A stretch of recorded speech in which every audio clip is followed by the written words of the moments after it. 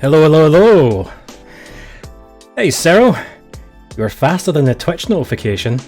I mean, I sent it out on Discord, so you should have hopefully gotten that a bit earlier. Anyway, how are you doing? Are you ready to try and date some sexy monsters? Because I know I am. Okay, we all good? We all good? Let's get things ready here on my end and then we'll get this all started up.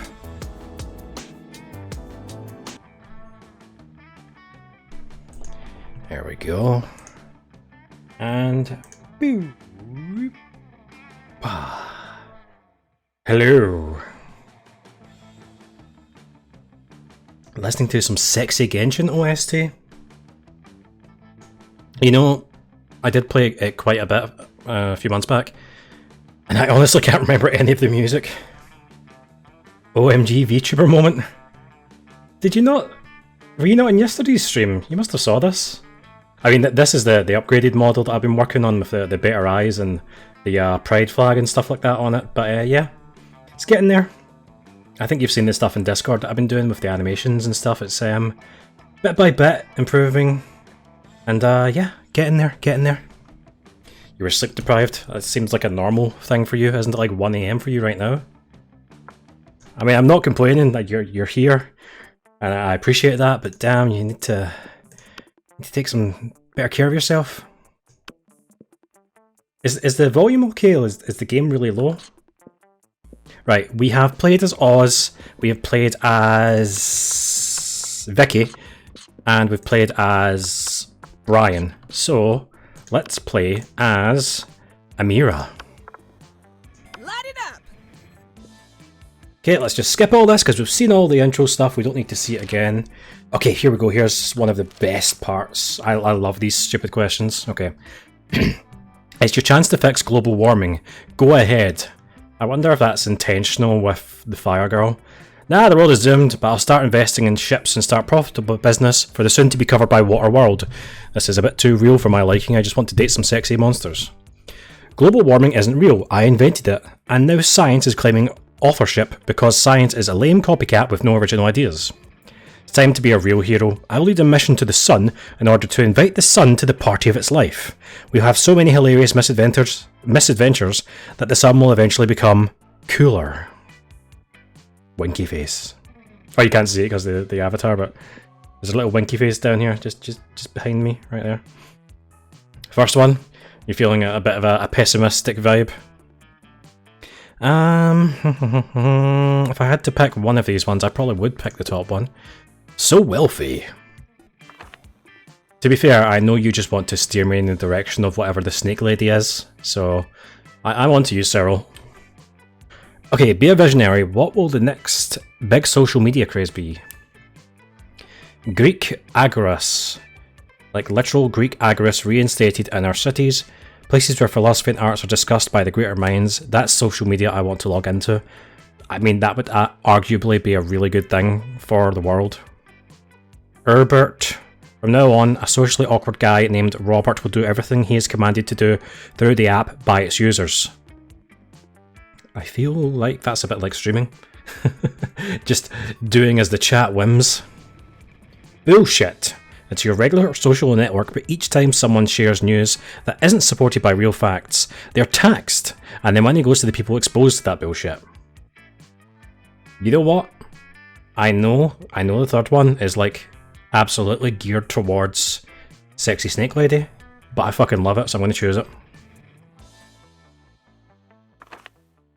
This might be a snake lady run. Which criteria would you use to name your children? Oh, okay, a non-heteronormative name to give them freedom to define themselves on their own terms. Just a swear word. Meh, no name, it's just too much work. I will research for a name that is pun-proof and joke-proof. No one will pick on them. No joke. This one here, 100%. Tesla can suck it. My name plus the second. Something simple and friendly, like Bobby or Mary. No, it's the research one. Oh, that's her as well. Holy crap. Okay. We are... What was that, 3 or 4 questions? Every one of them's wealthy and snake lady-esque. Hello. Okay, we've got 9 money. Okay, I wanted to start this off by going to the shop, but the shop is not here. So what I'll do is I'm just going to start by working on my lowest skills, and I believe I need to go to the auditorium. Oh, I love the art in this. That day while rehearsing for the class play, it's as though the music have... Oh, okay, this is the same thing. Your performances are intense, but remembered for generations. Sure, got some creativity. Okay, here's the event, here's the good stuff. Later, you come across Damien and Vera in the hallway, nonchalantly holding a locker shut with all their strength. Locker has a sign on it that says, "Nothing to see here," and is screaming. Shut the hell up, will you? Adorable, fluffy, little Fluffy. You see, we're spending quality time with our new pet. Isn't that right, Damien? From somewhere within the locker you hear, "My parents will pay anything," before Damien kicks the door. Yeah, that's right.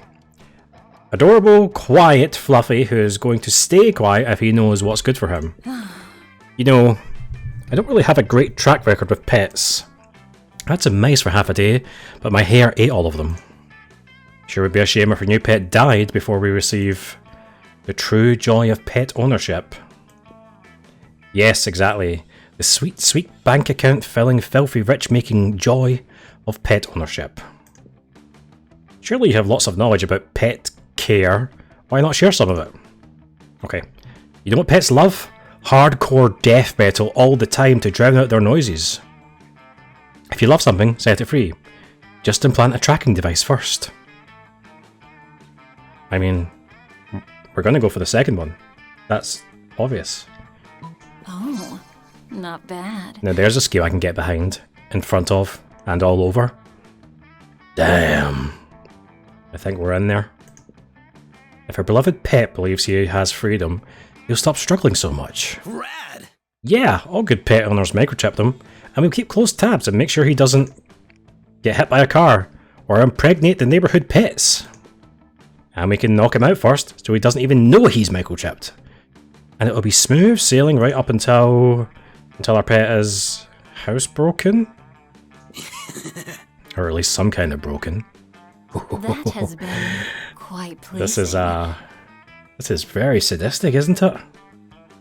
I have so much confidence in this plan that I'm going to go ahead and order those blood diamond earrings. The suffering of the labourers makes them so much sparklier. Oh, the joy of knowing that crime truly does pay begins a boldness and fun. Excellent. Okay, I want to go to the shop because I want to get the present. Let's do this! Okay, well, it's a snake lady run. Let's just double down. You take your seat and, if you didn't know any better, you'd say it seems like Vera and Polly are almost more interested in their phones than they are in you. And you do know better. And you know that, yes, that is exactly what's happening right now. Hey there. It's nothing personal, Amira. It's just that Polly and I are very engrossed in texting our financial slave. Yeah, it's perfect. It's pretty hard to compete with some guy whose fetish is buying you anything you want. That's my fetish too. Not buying things for people, having people buy things for me. Duh. Good thing he's rich enough to take care of both of us. You know what they say, true friendship is sharing secrets and financial slaves.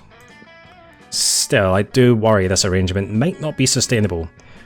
What happens if he runs out of money? Our cash flow instantly stops. Besides, being handed everything you want on a platter, in this case the platter being an online money transferring platform, is almost boring. Yeah, I get that. It's a little less boring when you're on as much acid as I am right now, but I see what you mean.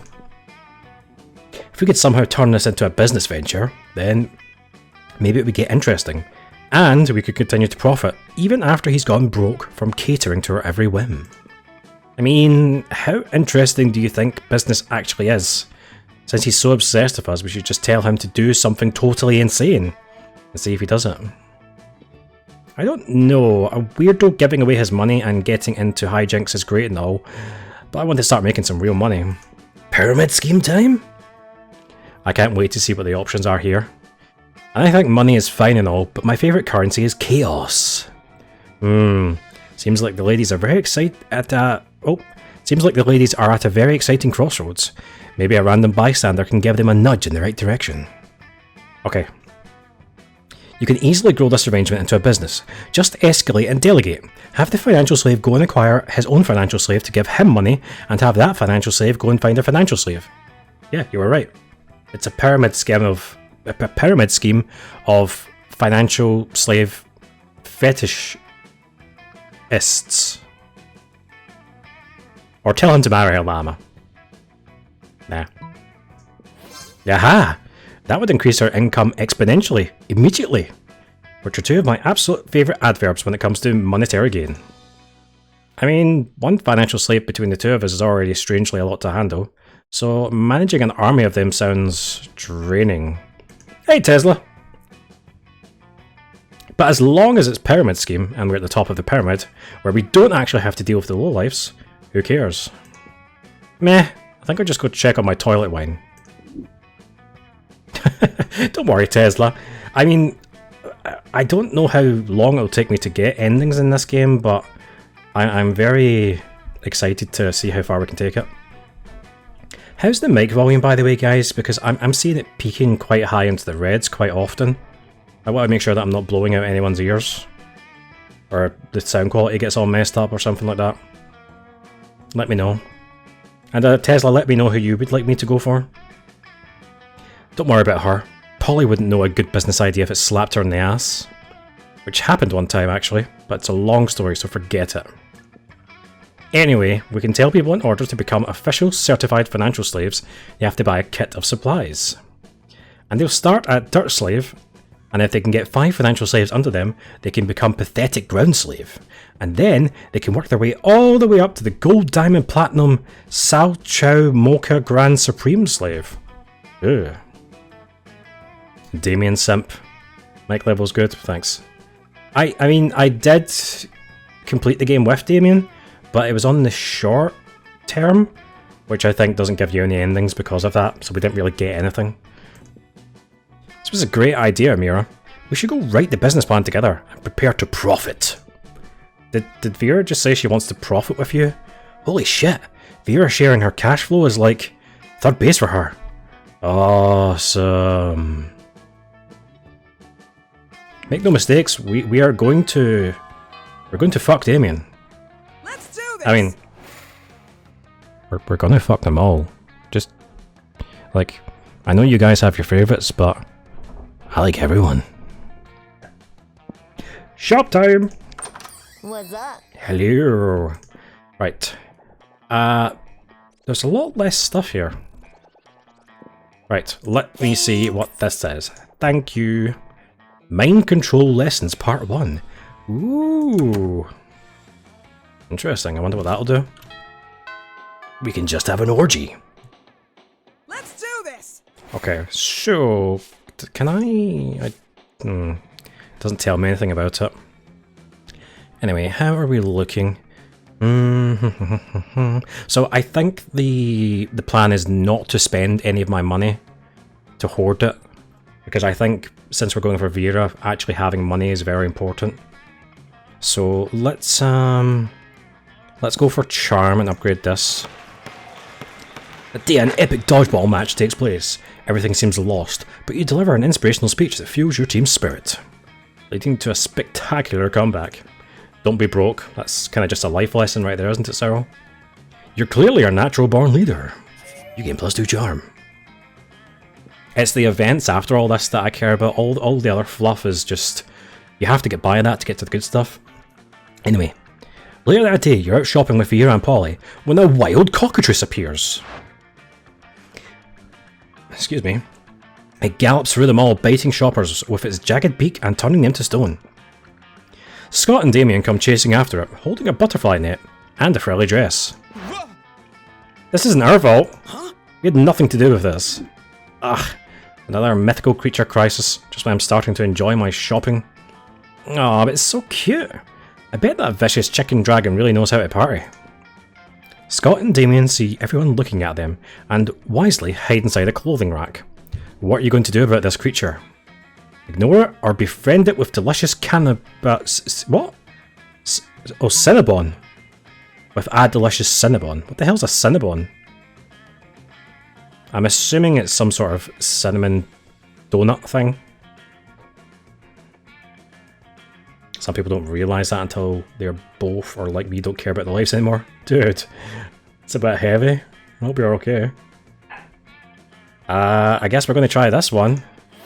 Hey, we're charming enough to do it. How did you know that Cinnabon is a cockatrice's favourite treat? It gulps the tasty cinnamon bun. Also, it's just a cinnamon bun. Cinnamon down in one bite and burps happily. As you turn back to your shopping, it follows you. It seems you've got a new friend. Yes. Okay, obviously we need to take this hideous creature out clubbing with us because duh. You read a bit of a book, you're using mobile data. Oof. Sorry to hear that, Tesla. Sounds like you have internet issues quite often. Not bad. Well, I suppose this is a novel way to spending the evening. You take the cockatrice out to all the hottest clubs. They let you in because they don't want to be a murderer. They don't want to be murdered by a cockatrice. Got some fun and charm, and Polly likes me. Okay. I don't feel like ignoring it would have been a good thing, so... You hear the chihuahuas? Yeah. They're barking at something, God knows what. Anything, really. I didn't mean that. That was the wrong table. Whoops. You find Polly and Scott huddled in your chosen table. These two are together can only mean one thing. Okay, prank masters. Have we done this before? How come you get to be chairman? Which one can throw chairs around the room? I think we've done this. Food prank. I'm just going to skip forward in this because I didn't really mean to click on it.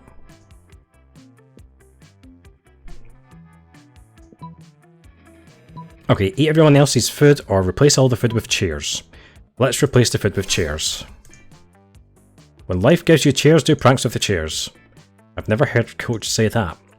Doesn't sound like the kind of thing he would say though. Yep, it kind of does. How am I supposed to... I'm just going to skip through. Be a chair. Scott twists himself into an uncomfortable looking shape. He seems happy though. Like this? Exactly like that. Now up you go. Whee! Does this make me a chairman?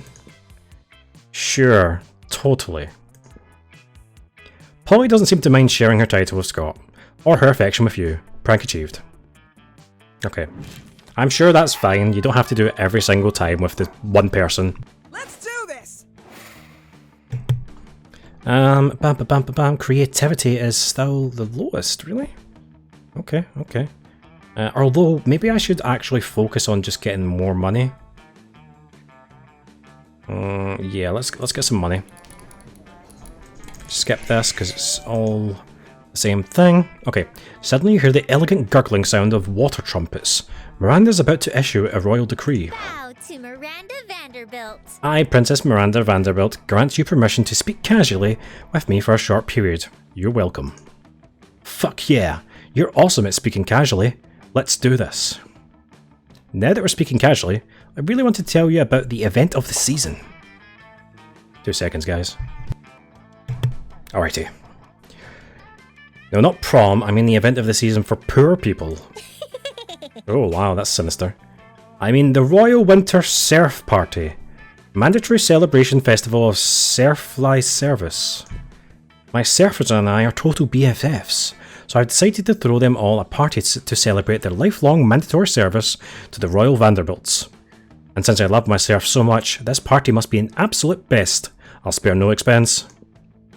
So I'll have my serfs build an underwater grand hall for the celebration. Should only take about 12 days of non-stop backbreaking labour. Plus, we'll need decorations for the party. So I'll have some serfs get dressed up and tie themselves to the walls. So cute! Wow. And we don't want any of my serf... What the fuck is a serf? I'm assuming it's a servant. I don't know what that word is. Don't want any of my serfs missing the party if their family members get sick. So we'll have to issue a decree serfs are no longer allowed to have families. And the most generous princess of all time. But of course, I don't want you to think I'm spoiling them. So, I'll need your mind control classes.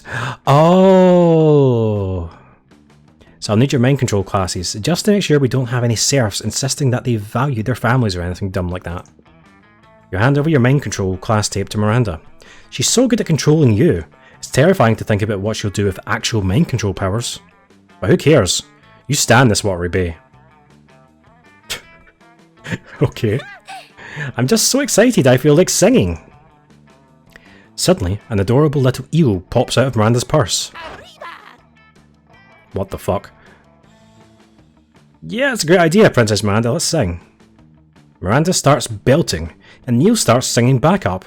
Whoa, this eel has shockingly great harmony. The seaweed is always greener in a democratic state, but my loyal serfs all love me, exceedingly high tax rates. Under my rule, serflings know better. They'll serve me forever, now go eat your gruel. What a charming little tune. Who knew the monarchy could sound so fun? Miranda bows while you clap enthusiastically. You're amazing! Whoa, Princess Miranda, you're amazing.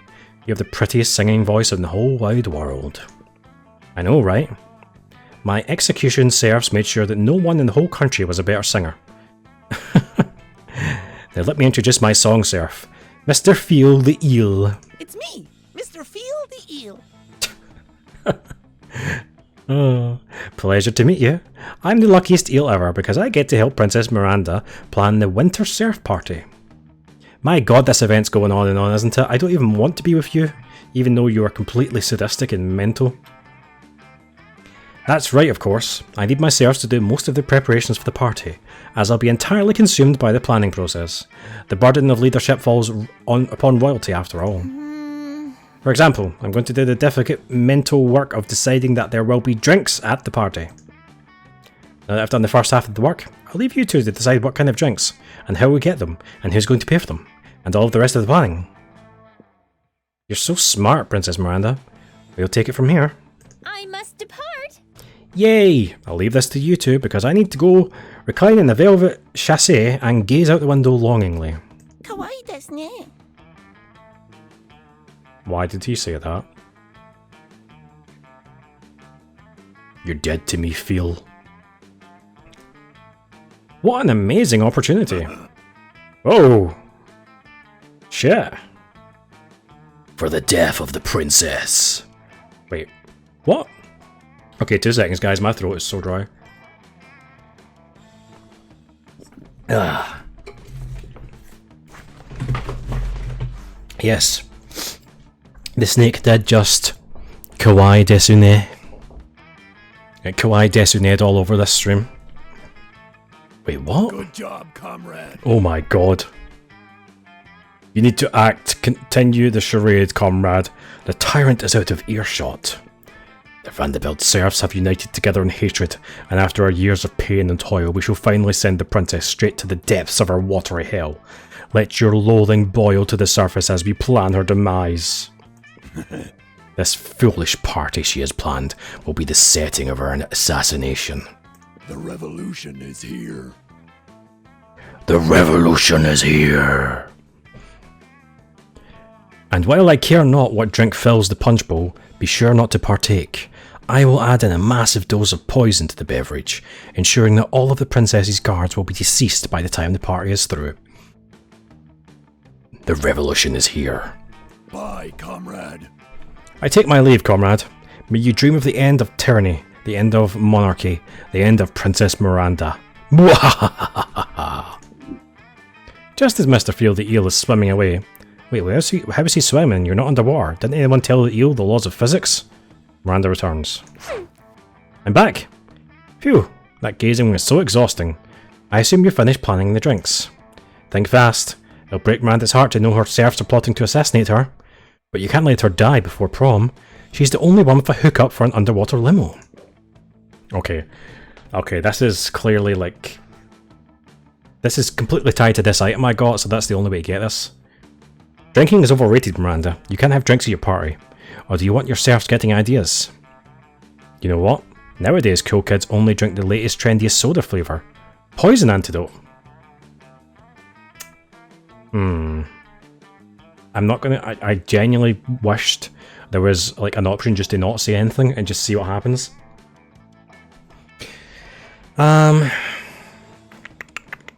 Okay. Both of these feel like they have the same outcome. You can't have drinks. I feel like if I mention anything to do with the poison, that will give it away. So I feel like based on that, I have to go for the first one. Because Because I imagine she's going to tell me to shut the fuck up, because of course you need drinks. So she won't listen, she'll get poisoned, and she'll die. Which I assume is what we want. Yeah, fuck it, why not? Ah, no. But if there are no drinks at the party, what will I throw into my serfs to show them my royal affection? See, this is good because I failed this, so she hasn't listened to me. Usually, if one of the serfs pleases me, I'll throw a glass of Chardonnay on them. It's a metaphorical dowsing of royal approval. However, if one of my serfs disobeys me, I punish them by dumping a cup of Sauvignon... How do I say that? Sauvignon Blanc? Jesus fucking Christ.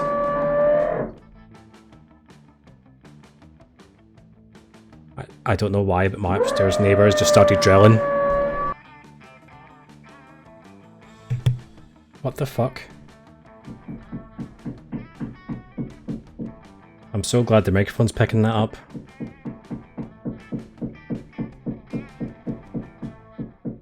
So let me just put it out there. It's after 9 PM on a Sunday night. And my new neighbours have just started doing that.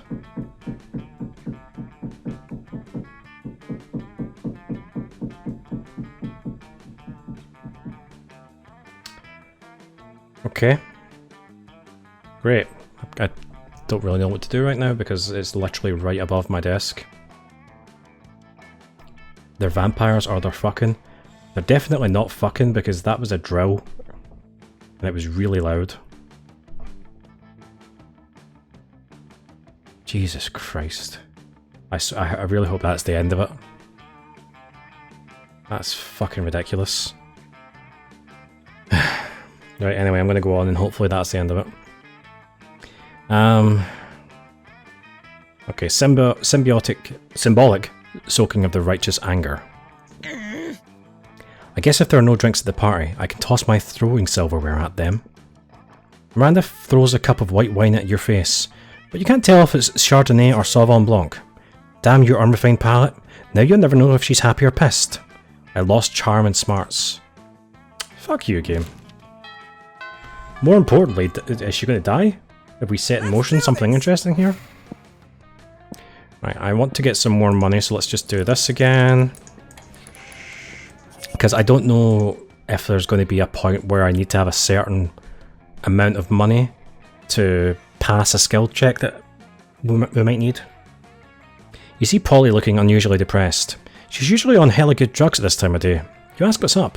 I'm going to live forever. I was yelling that at a party last night because they were playing that cheesy Fame song. You know the one, how was it called? Oh yes, I'm going to live forever. Duh. But then I realised it's like literally actually true. And forever is like a really, really, really long time, you know? What if I run out of stuff to do? What if aliens take over and they ban partying? What if the Earth blows up and I have to live in space with dumb, boring space animals? I get bored when the bus takes an extra 10 minutes to arrive. How am I ever going to stay hyped for eternity? You don't have to. Whenever you get tired of existing, just go piss off a priest.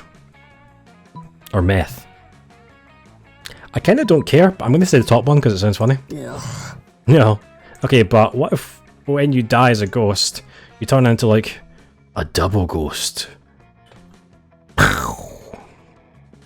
Like you're still a ghost, but now you can't haunt houses or move objects or get into clubs or anything. And then I'd have to find a ghost priest if I wanted to die again. But then I might turn into a triple ghost. Man, you are thinking way too much about this, ghost girl. Lame. It never ends, just like that beer bong at the party last night. Ah, my life is doomed to be one infinite beer bong. No. That doesn't sound half bad to you. But oh, fuck off, stop taking rid of my points, you bastard. It's fine, I don't need creativity or charm or anything else. I have money, and money is what matters. You find Vera and Polly at their table, deep in conversation. Alright, business idea. People pay a monthly subscription to prevent me from drugging their food. Business idea. People pay me monthly subscription to put drugs in their food. Business idea. Oh my god.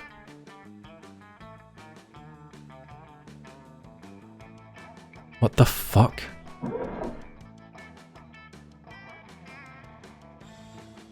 Assholes. Who the fuck starts drilling and hammering at this time of night?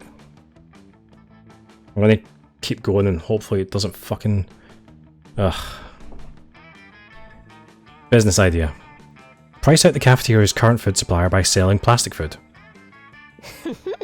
Business idea. Nipples. I can get behind this one. Just nipples? Yeah. Okay. Wait, business idea. We use clever marketing and food science to create the perfect new diet craze and sell it for an insane profit. That's actually a really good idea. Better than nipples. Yes. We just need to figure out what our new diet product will be.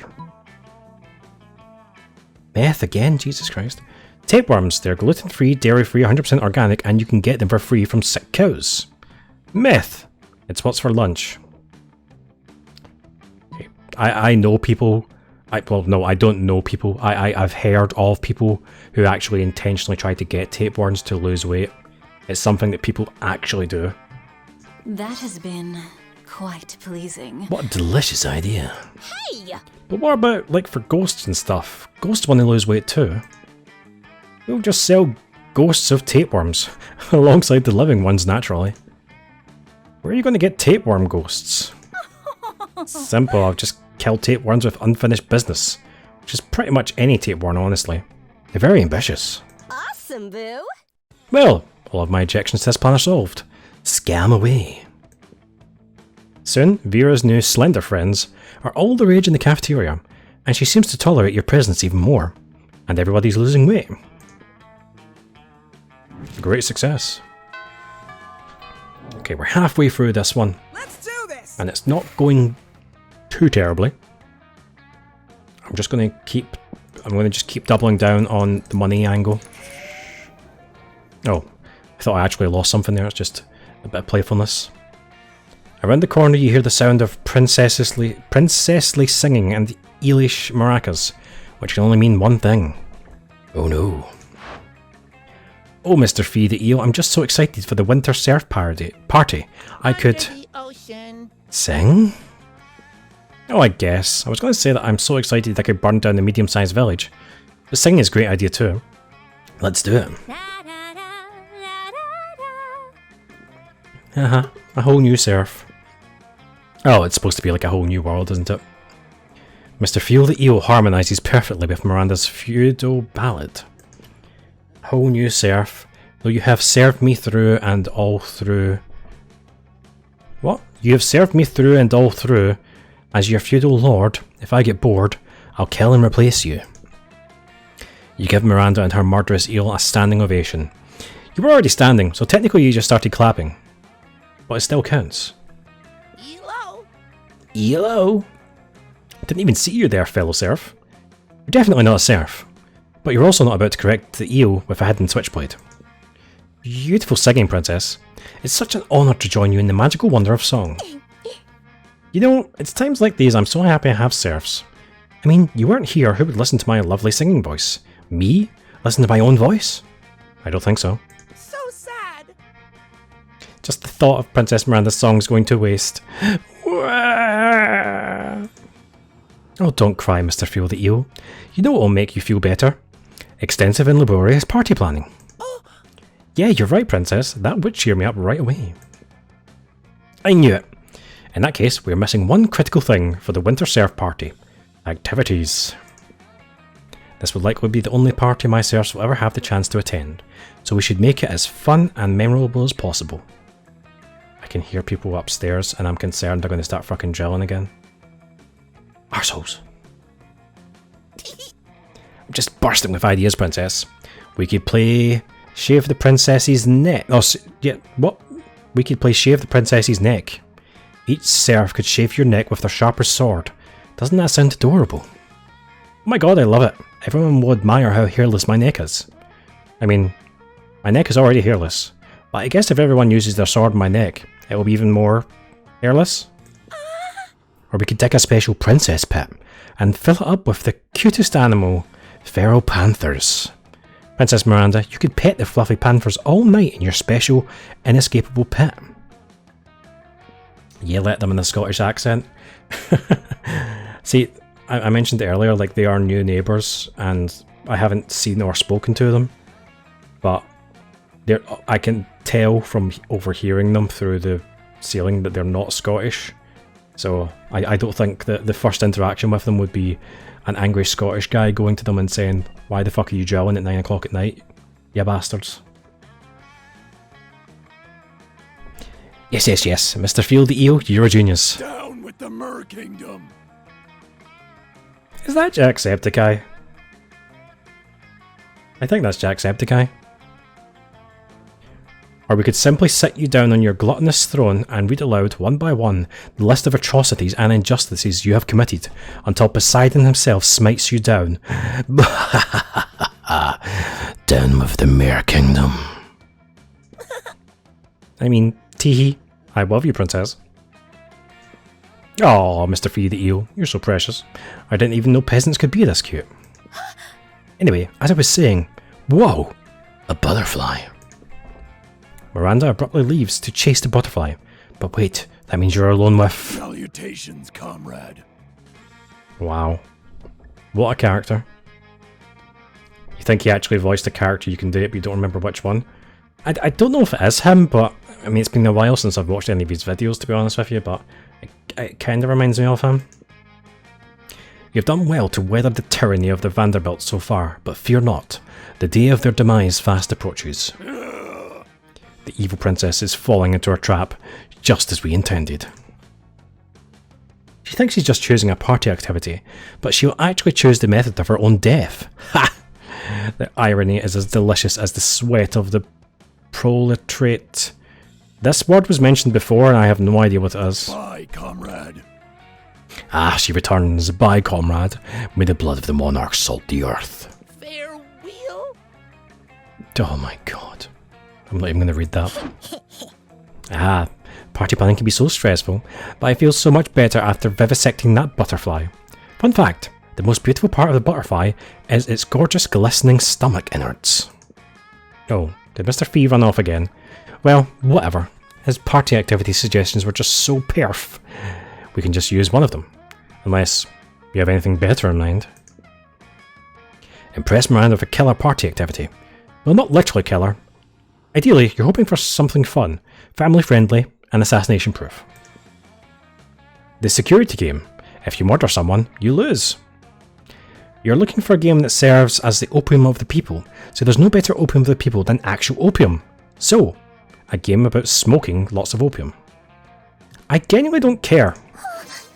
Apparently she liked that.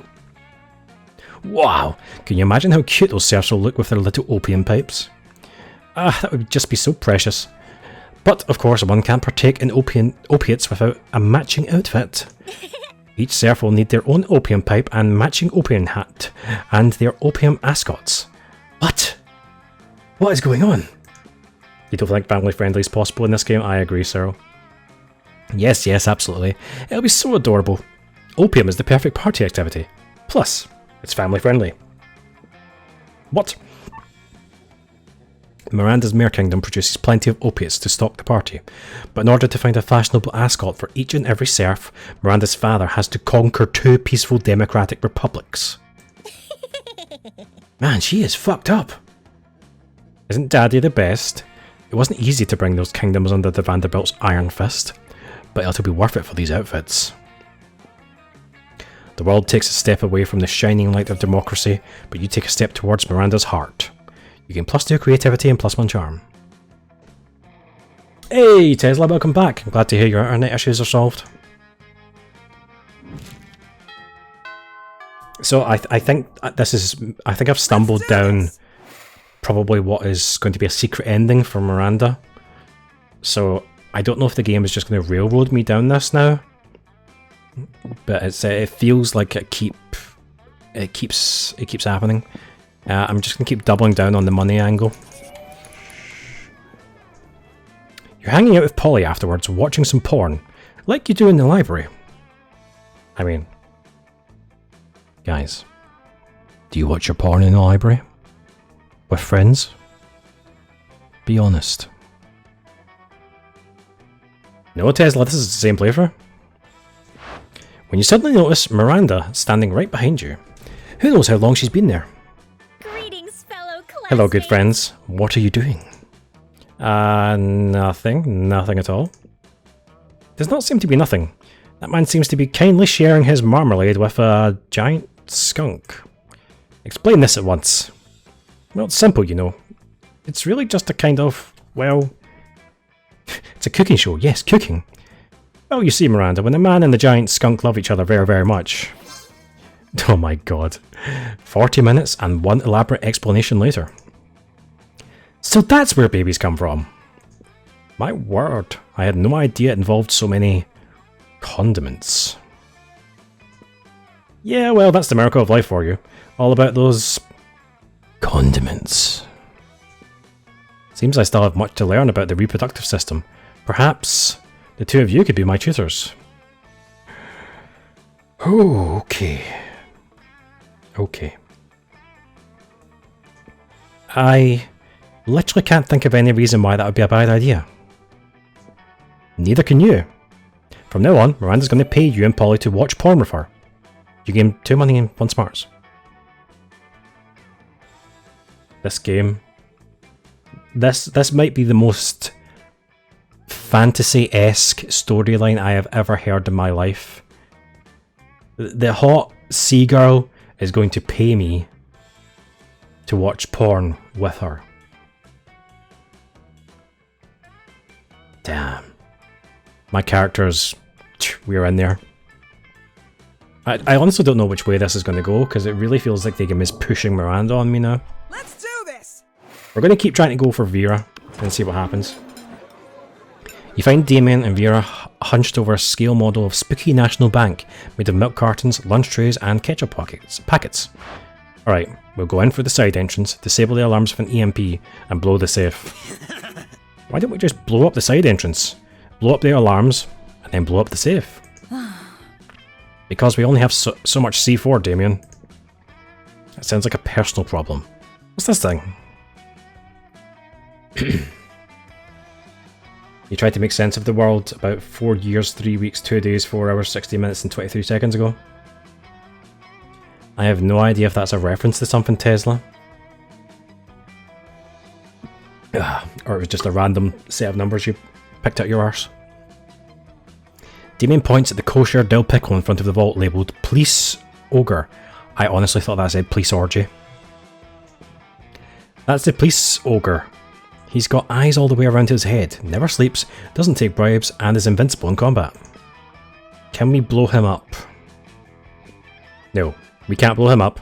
We need to find a way around him. Well, I'm out of ideas. Yo, Amira, we'll cut you in the heist if you can solve this ogre problem for us. Luckily, you're a heist mastermind. Before Vera or Damien can react, you... rob the bank yourself and split the money with Vera. Eat the pickle. Ugh. Okay, rob the bank yourself. I would say... Oh, Cammy, hey! Thank you very much for the raid. That's very kind of you.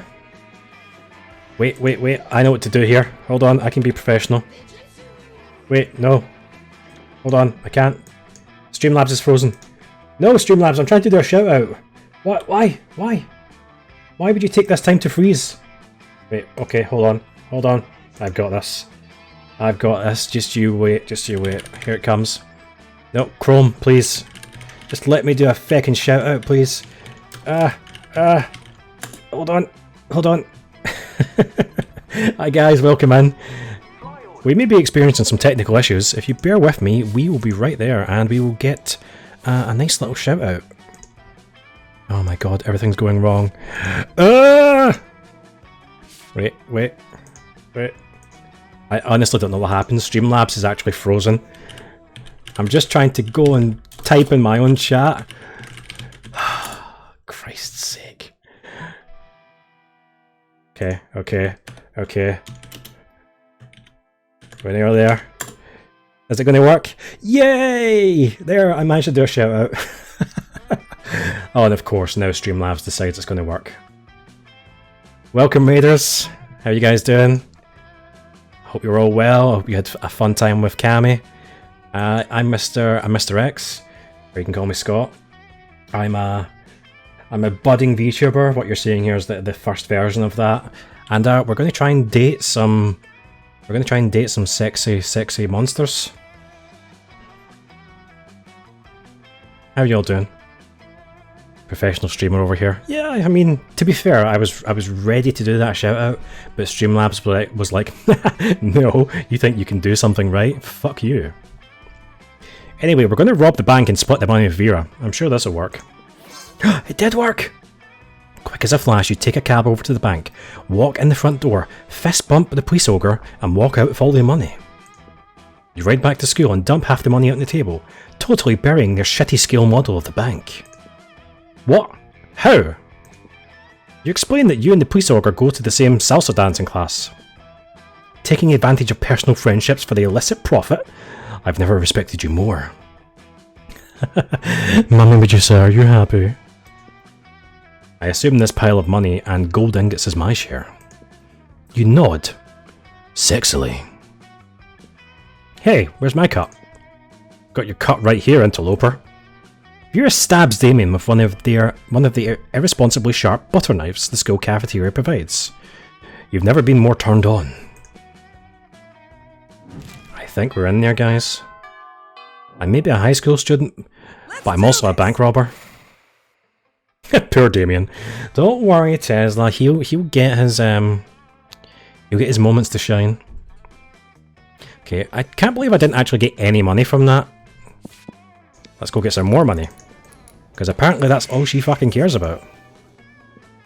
Without warning, Vera pulls you aside and hisses in your ear. Oh my god, the stalker's back. You follow her pointed finger and see a guy dressed in a white toga and winged sandals, facing away from you. He looks like a creep.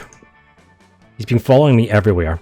He thinks I don't notice him checking me out in that mirrored shield he has, but I totally do. Ugh, it's such a chore being this beautiful all the time. How am I ever going to get rid of him? I feel your pain, Vera. Being so pretty is a curse. Threaten to feed the damsel to the sea monster. That'll distract him. He looks Greek. Why not brave Zeus, king of the gods? I feel like going with the monetary one is probably the best option. Yeah. You buy a bunch of wine and hookers and burn them on a golden altar to Zeus. Is that how it works? God damn it, I should have been burning wine and hookers all this time. No wonder I'm an atheist. The clouds grow with unearthly light. The thunder booms. A bolt of lightning crackles and strikes Vera's stalker. Ow, he screams. Fuck you, Dad. I wish you'd never turned into gold dust and pissed on my mom. What? Badly singed, the stalker limps away, shaking his fists at the sky. That has been quite pleasing. Ooh. Hey, that was cool. Thanks. The ancient Greeks oh my god, why can't I speak? The ancient Greeks sure seem to have some odd ideas about how babies are made. Gain some fun and smarts. Fuck you, Dad. Do you know how little that narrows it down? Zeus fucked everyone. Let's do this. I'll be honest, I don't really know anything about ancient Greek mythology, but I have heard that apparently Zeus in the tales was one to transform into weird things and animals and stuff because he wanted to fuck things all the time. So I think he would literally fuck everything and everyone he could. I mean, if you're a fucking god and you can do shit like that, why not? Don't say you guys wouldn't get bored after a while and decide to do something a bit freaky. Anyway, let's keep playing the game. Money, money, money, money, money, money, money, money, money, money, money. Where do you think the Minotaur came from? I don't know, Cyril. It's not really something I think about on a day-to-day basis, you know? Later you're wandering through the halls when you hear a voice from around the corner. Hi. Hey. Psst. I seem to have accidentally turned a bitch to stone with my gaze. Don't get me wrong, she totally deserved it. Her nose is obviously fake, plus that nail polish, abominable. But this isn't exactly the first time I've done this. And Principal Giant Spider said if I did it again I'd get detention. Okay, there's a giant spider principal and we have not seen this? Oh my god. Guys. She's blushing. So tsundere. So now I need to dispose of yet another body, and I thought that since you're so attractive and kind and clever, you'd be willing to cover up the literal murder I've committed. No questions asked, right? Easy. We'll just dress her up in some stuff from the theatre and set her up in the quad like she's a new art piece. Never you fear, my lovely murderess. My good buddy Mr. Hammer will make short work of the evidence. I'll even give you the nose as a trophy. Both good options. I think I'm going to go with number 2, please. So bold. You don't even wait for Vera's okay before smashing up the statue. To be honest, you really love smashing statues. Brutal, thorough? I don't know. Cost effective? I'm impressed. Maybe next time we can skip the turning a bitch to stone part and go straight to you dismembering them with a hammer. You don't mind, right? You better not. I've got something on you now. Vera wiggles her rival's dismembered fake nose at you, menacingly. What an odd image. This is great news. Blackmails how Vera shows affection. You gain some fun and charm. I don't know. I think I'm just going to keep going for the money angle. Because I don't know. I feel like there's going to be like a big check or something where it's like, oh, you need to be this rich to get with me.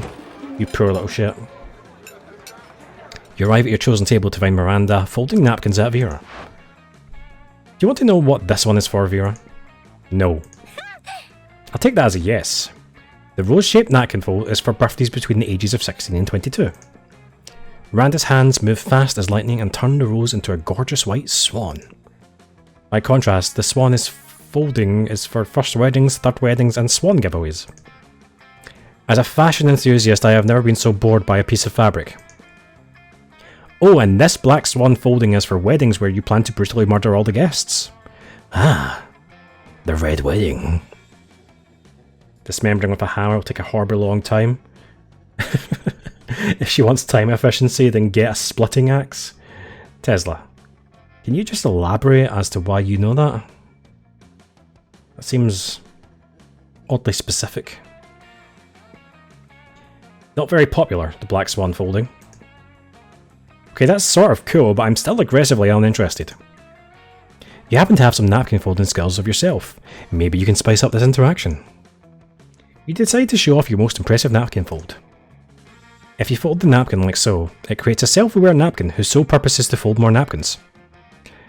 This writhing snake fold is for when it's time to leave Vera alone and stop explaining... Wait, what? This writhing snake fold is for when it's time to leave Vera alone and stop explaining napkin folds. I'd like both of these. I feel like Vera would appreciate the fact that it's a napkin that makes other napkins. But also being left alone is what she's looking for in this situation. The writhing snake fold is for when it's time to leave Vera alone and stop explaining napkin folds. Don't ask questions with not good answers. You could have just said you don't want to know. Don't get those cheapo axes from the dollar store.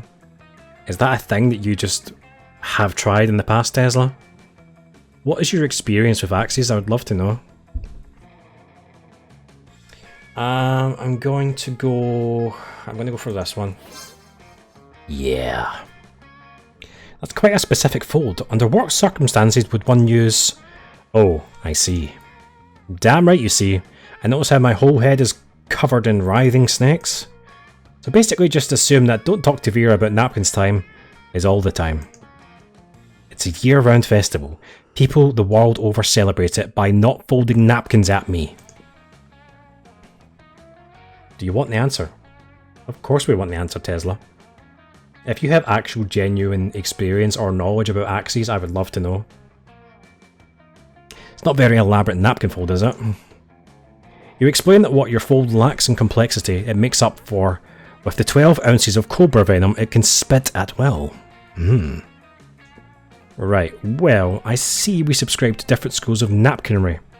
I'll leave you two at it then. Your reward for running Miranda off is a one-on-one lunch with Vera. You've never felt so alive. Ooh. Let's do this! You prefer poisoning through bad medicine dosage. I know how much ketamine you need to get high on it. Maybe keep that out of the chat, Cyril. Like, just, I'm not entirely sure if you're joking, but just to be safe, you know. Money, money, money, money, money, money. Okay, we've got 25 money now, so I think we're a good... What's the good... I don't know. I was going to say plateau, but that's not the right term, but fuck it, we'll say we're at a good plateau. We see Miranda, Vera and Polly gathered around a table covered in books. Could they be studying? No way. I hereby call this meeting of the boss-ass bitches to order. I've gathered all prior school yearbooks so we can have a clear list of everyone we're better than. Always the same with you. Whoa. What a great use of your time. Who said that? Oh great, it's the Coven. What are you three doing here? Studying because this is a library? At a school? Gasp! Spies! Villains! Impersonating... us! What?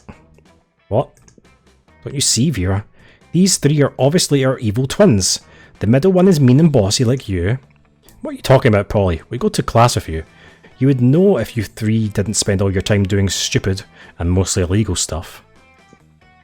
I won't fall for your tricks, evil Vera.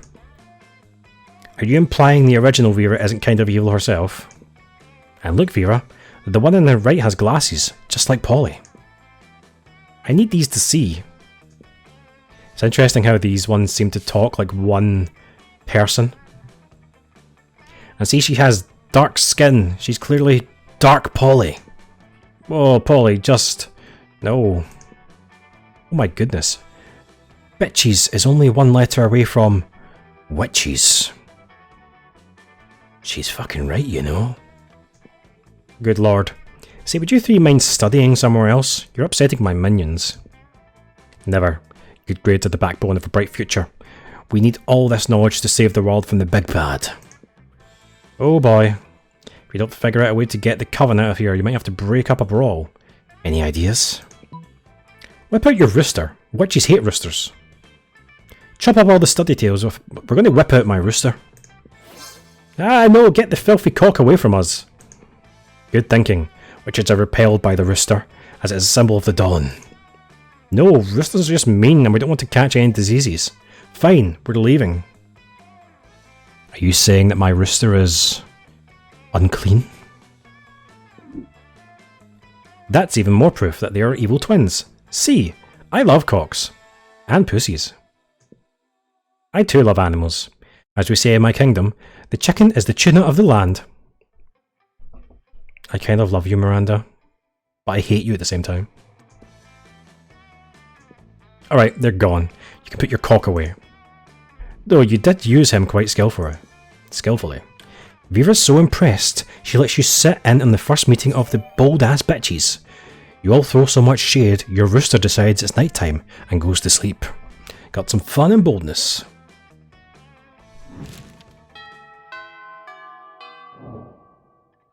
Let's do this! One impressively poisonous poison would be botulinum, or also known as Botox, and classified as a weapon of mass destruction, which is the same category as nuclear weapons. Don't ask why I know that I spend so much... What? Tesla, you must be making that up. That's... no. It's in the same category as nuclear weapons, yet people get it injected into their face. Right? How can those two things be on the same scale? I wouldn't... what? I don't even know how to respond to that. Okay, I think we're good for money. So let's just do a couple of other things just to bump up the other stats a little bit. That day while rehearsing for the class play, you totally forget your lines. It's terrible. But you don't let that get you down. You start improvising all your own lines. And it's marvellous. Somehow it enhances the pathos of the play in unexpected ways. And that's saying something, since half of your improvisation is a rap battle against your inner fears. You gain +2 creativity. It's true. Really? Wow. You turn around to find Vera staring at you. This often happens. For some reason, it's not a death stare this time. She actually looks kind of happy to see you. Weird. You decide to do what you do best. Push your luck. Whoa. I'll be in my tent.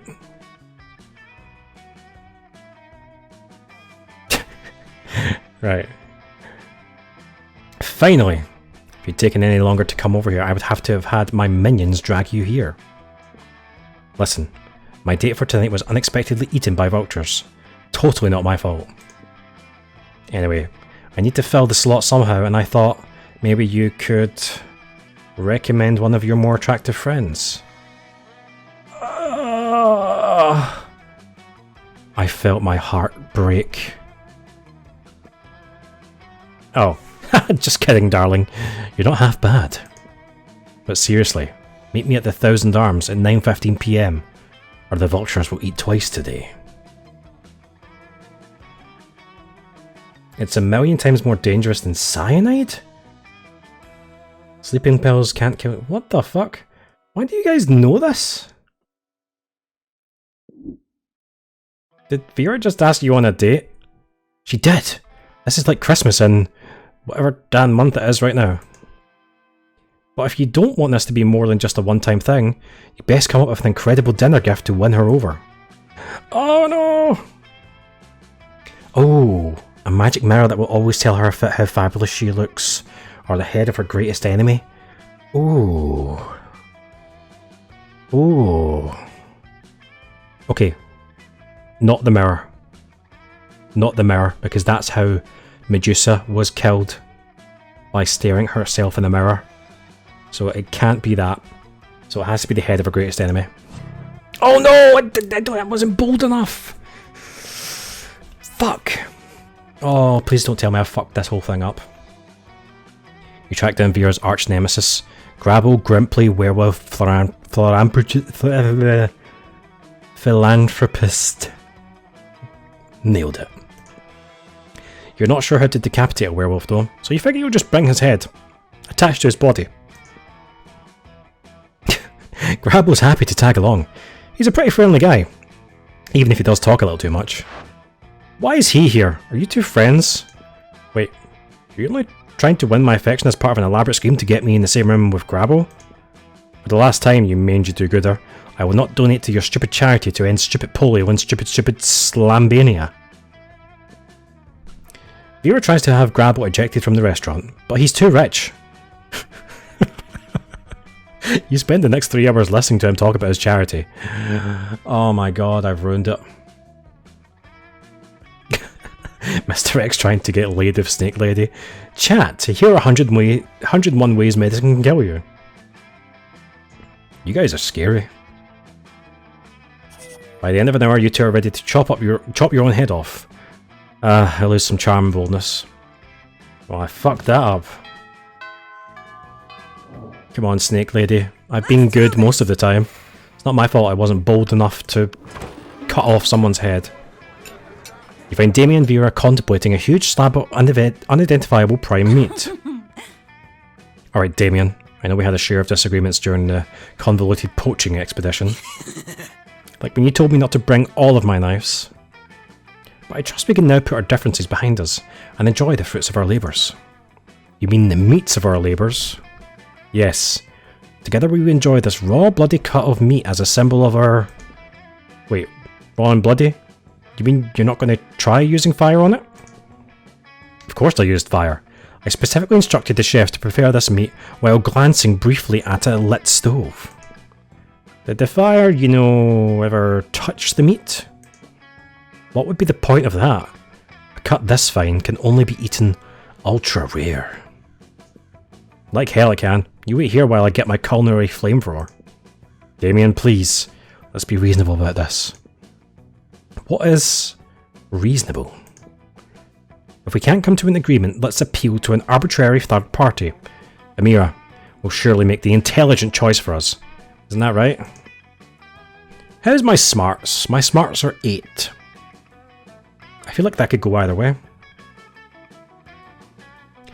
My word, the steak is too cooked already. Rub some ice on it and douse it in blood, quick. The only correct way to enjoy a steak is after its charred remains have been retrieved from a burning building. It's the top one, obviously. Yes! Quite right, quite right. Someone turn off the heat. Get a frost wizard in here. Fetch me more blood from the blood bank. What the fuck? I'm not gonna eat a big chunk of raw meat. How am I supposed to ensure How am I supposed to ensure maximum suffering without fire? Oh darn. Guess I'm going to have to enjoy this whole juicy steak by myself. Whatever. I'm going to go burn down a burger joint and eat whatever survives the fire. Good for you, Damien. Live your best life. Vera slips you a thick stack of cash under the table. Unfortunately, she pays you in VERA bucks. More fortunately, your stack of VERA bucks is redeemable for 4.5 minutes of intense eye contact. Juicy. Interesting. Eye contact with the woman who turns people to stone. Let's do this. Okay. What do we want to do? Let's just get a bit of charm in there. Just so we can sort of minimize our losses here. After advising her with the party drinks and activities, Miranda decides to officially invite you to join her party planning committee. Of course, Miranda's invitation is an official draft notice including death threats for refusal or tardiness, and an armoured guard detail to fetch you for an immediate emergency meeting. Greetings and salutations! Miranda, I'm just not into you, woman. I love Vera. I have money. She likes money, which means she likes me. And Jacksepticeye the Eagle is going to kill you, and I'm okay with that. I'm so glad you could make it. Welcome you two to our final official planning meeting for the Winter Serf party. Party! I'm sick of seeing and saying the word serf. It's an honour to be on Princess Miranda's Divine Committee. The serfs are so excited for the party. And I'm excited too. I can't wait to see the looks of joy in the faces of the serfs. It warms a ruler's heart. However, there has been a slight planning setback. A few dozen serfs have had the audacity to die during their party preparation work. Something about exhaustion and chronic dehydration and horrendously inhumane working conditions. You've successfully converted Mr. X into a VERA simp. Cyril, I told you. I simp for everyone. They're all hot. Yuck! Such icky rebellion. But don't worry, I officially uninvited any serf rebellious enough to die before the party. So that little matter is solved. And now we move on to the main subject of our meeting. The cake. Whoa! How lucky the serfs are that you're serving cake. What kind of cake is it, Princess Miranda? Good question, Mr. Feel the Eel. We're serving many great cakes. My most anticipated one is a simple angel food cake. The two main ingredients in the cake are angels and food. It will be the most delicious cake ever. I'm told that macerated angel meat gives the most delicate, subtle flavour. I wouldn't know, of course, as my eating serfs handle all of my tasting for me. Holy bubbles! That's definitely Jacksepticeye. Are you guys just like looking up weird poisons and stuff to kill people? Because that's what it seems like. Cake sure sounds heavenly. Princess, did you get my joke? But since the cake will be the centrepiece of the whole party, simply tasting delicious won't be enough. Once I saw a man hop out of a cake at a bachelorette party. I'm unsure how he lost all of his clothes, but the effect was incredible. Yes, we need some kind of marvellous surprise inside the angel food cake. What kind of surprise would excite the serfs? Perhaps a copy of our Mer Kingdom's constitution, signed headshots of their beloved princess, or coupons for extra punishment. What do serfs even like? It's completely out of memory, mine's from actual experience. So what, have I just got two professional poisoners in my chat right now discussing ways to kill people? Princess, you've been working hard. So hard. What? Okay, hold on, my brain kind of got a bit mixed up there. You've been working so hard planning this party. Why don't you let Amira and I come up with the surprise? After all, you deserve a surprise more than anyone. Oh, Mr. Field Eel, I couldn't agree more. I shouldn't have to work hard on anything ever. But I don't want to make it too easy on you, so I demand that the cake contains 2 surprises inside. Each one of you should come up with 1 surprise. I assure you, Princess, you will be surprised. Your face will be pained with the shock so intense that the bells of justice shall finally ring across the watery valleys of the Mare Kingdom. Au revoir. Perfect. That's what I'm going for. Well then, I'll be off, so go prepare my party, Guillotine. Well, don't worry, it's only for tardy serfs. Comrade Feel is here. Hail, Comrade Feel is here, the leader of the Mare Rebellion. Once again, I have leveraged my political position with the princess. The stage is set for a coup. The party shall be the start of a new age, the age of reason, an age of freedom, the age of the new Mare Kingdom. Yeah. I shall use this ridiculous cake surprise scenario to plant a deadly and vicious assassin inside the dessert itself. When Princess Miranda slices into the cake, her assassin will slice into her. Freedom to the serfs, death to the princess. We shall toast to the rise of the Polrutre. Okay. Hold on, I need a drink. Ugh. Mr. Field the Eel is such a party pooper. If you wish, you can plan some kind of second cake surprise. As the princess mentioned, whatever you do, she will not live to see it. My assassin shall end her faster than she ended the life of my brother, Mr. Jalil the Eel. Glory to the new Mer Kingdom. I shall see you on the morrow, comrade. Glory to the new Mer Kingdom. Mr. Field the Eel slithers away. Quick, come up with a counter surprise that will neutralise Mr. Field the Eel's deadly cake assassin. Very convincing propaganda in favour of royalty. The assassin's grandma, in order to scold him about committing regicide. Grandmas hate regicide. I guess the bottom one? Hey, it worked. I'm going to go drown Miranda and the eel. Tesla. I don't think you know how fishes work. Or eels. You use your genius 1000 times master hacking skills to infiltrate Mr. Field the Eel's mail. Whoa, Jesus, what the fuck was that? 2 seconds.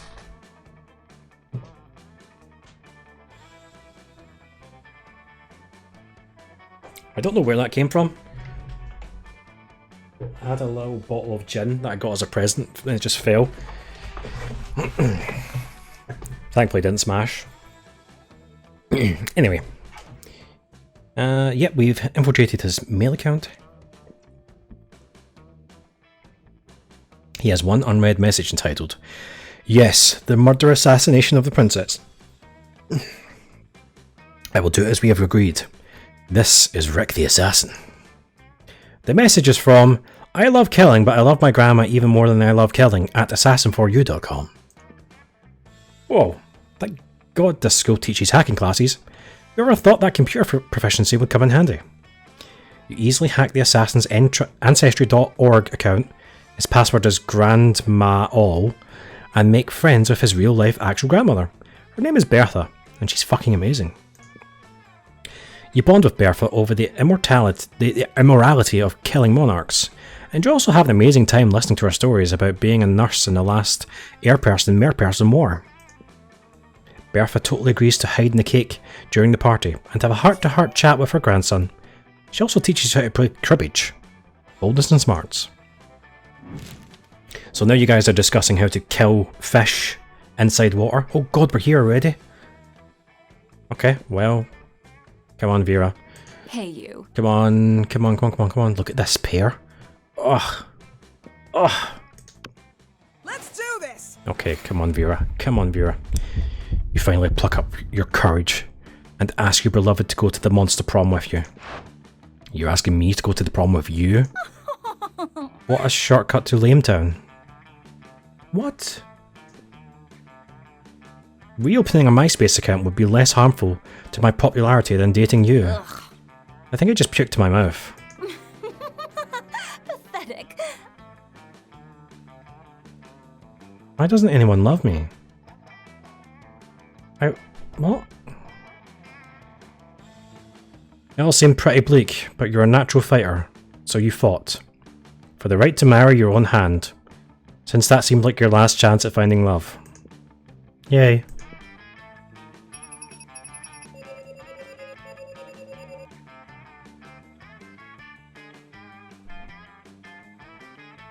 I don't know what the fuck to do. I thought... We didn't even get a resolution to the fucking party thing? Guys, what am I doing wrong? Like, am I just that unlovable? Like, they're right beside each other here as well. I have not gotten one good ending yet. Too much time with the wrong person. Yeah, I think maybe the quest item that pushed us towards Miranda may have fucked up. I'm not sure. Okay, let's just skip this, because it's all the same crap, isn't it? We might get some prologue stuff. No, not prologue, epilogue. To this day, it seems Miranda still isn't sure exactly what porn is. VERA built the Oberlin Empire into endless greatness. They own a shameless number of companies. It's known that they are also into lots of sketchy business, but no one does anything about it. I mean, who the hell would try to stop VERA Oberlin? Damien found peace in the most unexpected way. He kept punching everything till one day he punched his own anger to death. He's written a book about it. Okay, that's it.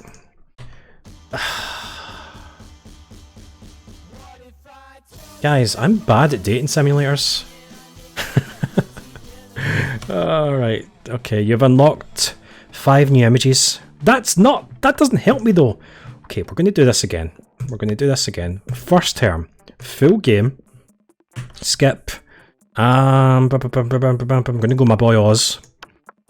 Fucking love Oz. I can do this. Come on Oz, we're going to do this. Okay, skip. Okay, you build a 100-foot statue commemorating an event that in 1,000 years archaeologists can learn something about the people of our time. What does the statue represent? That glorious instant when your friends stopped you from texting embarrassing stuff to your ex while hella drunk. The mind-blowing twist in your favourite TV show that clearly changed the life of everyone forever, unlike all that boring stuff they show in the news. Your least favourite political figure being devoured by rabid rhinoceri, which are also covered in badass tattoos. None of these feel VERA-esque.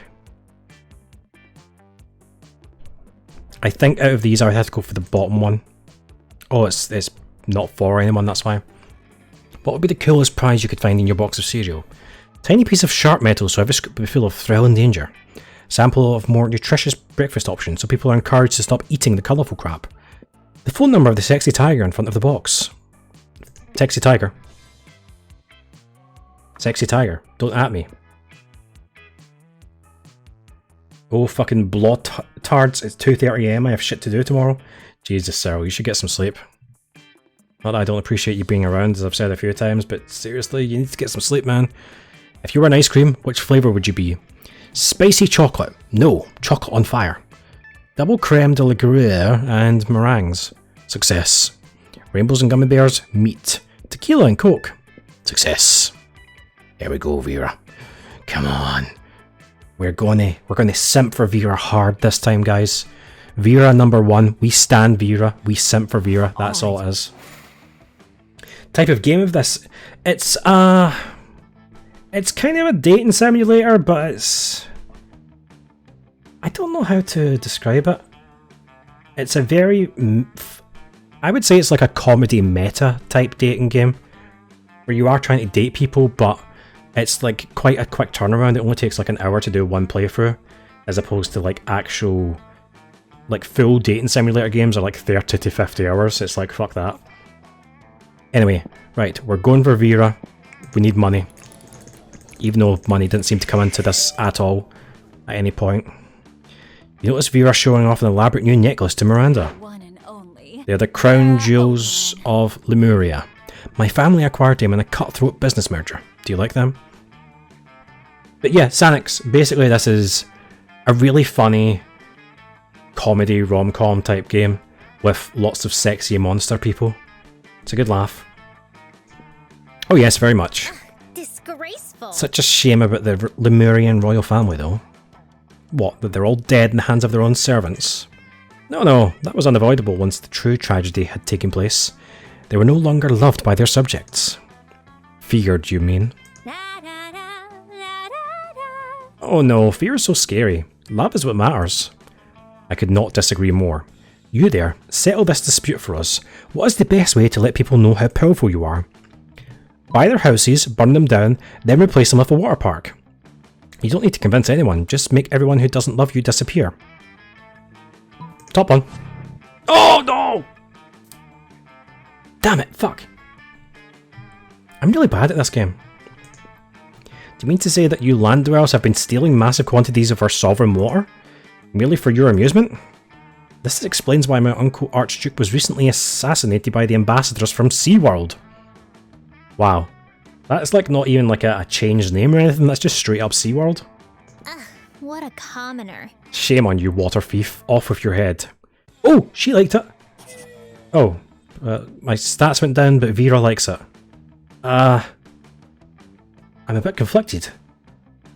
I traded parts of my personality for Vera. This seems like a good thing. Okay. They brought back a flashback from your history class? Tesla, you're going to have to explain that. Anyway. Vera, my love! Vera's drinking her customary lunchtime scotch, because you can drink whatever the hell you want at this school. But Scott's not making it easy for her. Hey, bro. Hey, brah. Hey, Vera, what you drinking? What? Scotch. Why? Because it smells like a delicious forest fire. And I'm curious, what's it called?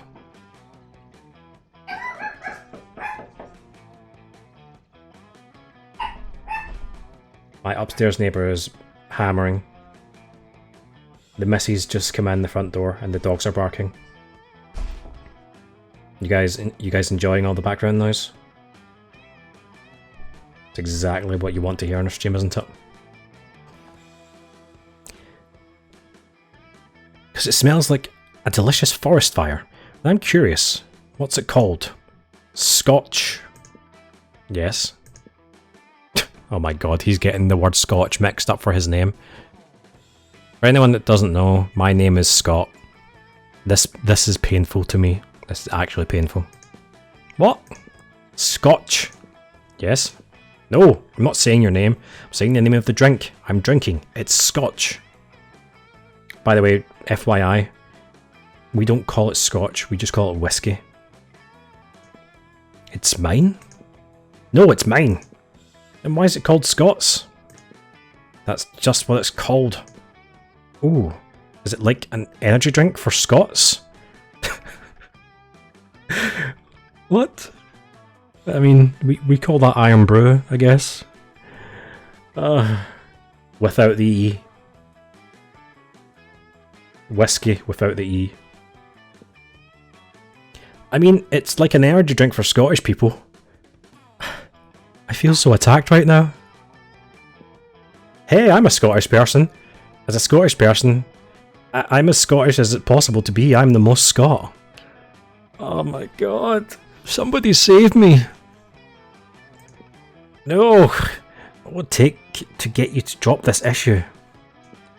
Scott's not going to drop it unless you do something. So you cut in and say, yeah, it's called Scots, but today is opposite day, so everything that's Scots is actually Vera's. You're right, Scott. That drink is your birthright. Chug, chug, chug, chug. I'm so conflicted. Is this canon, Mr. Scottish man? Is whiskey my energy drink? I mean...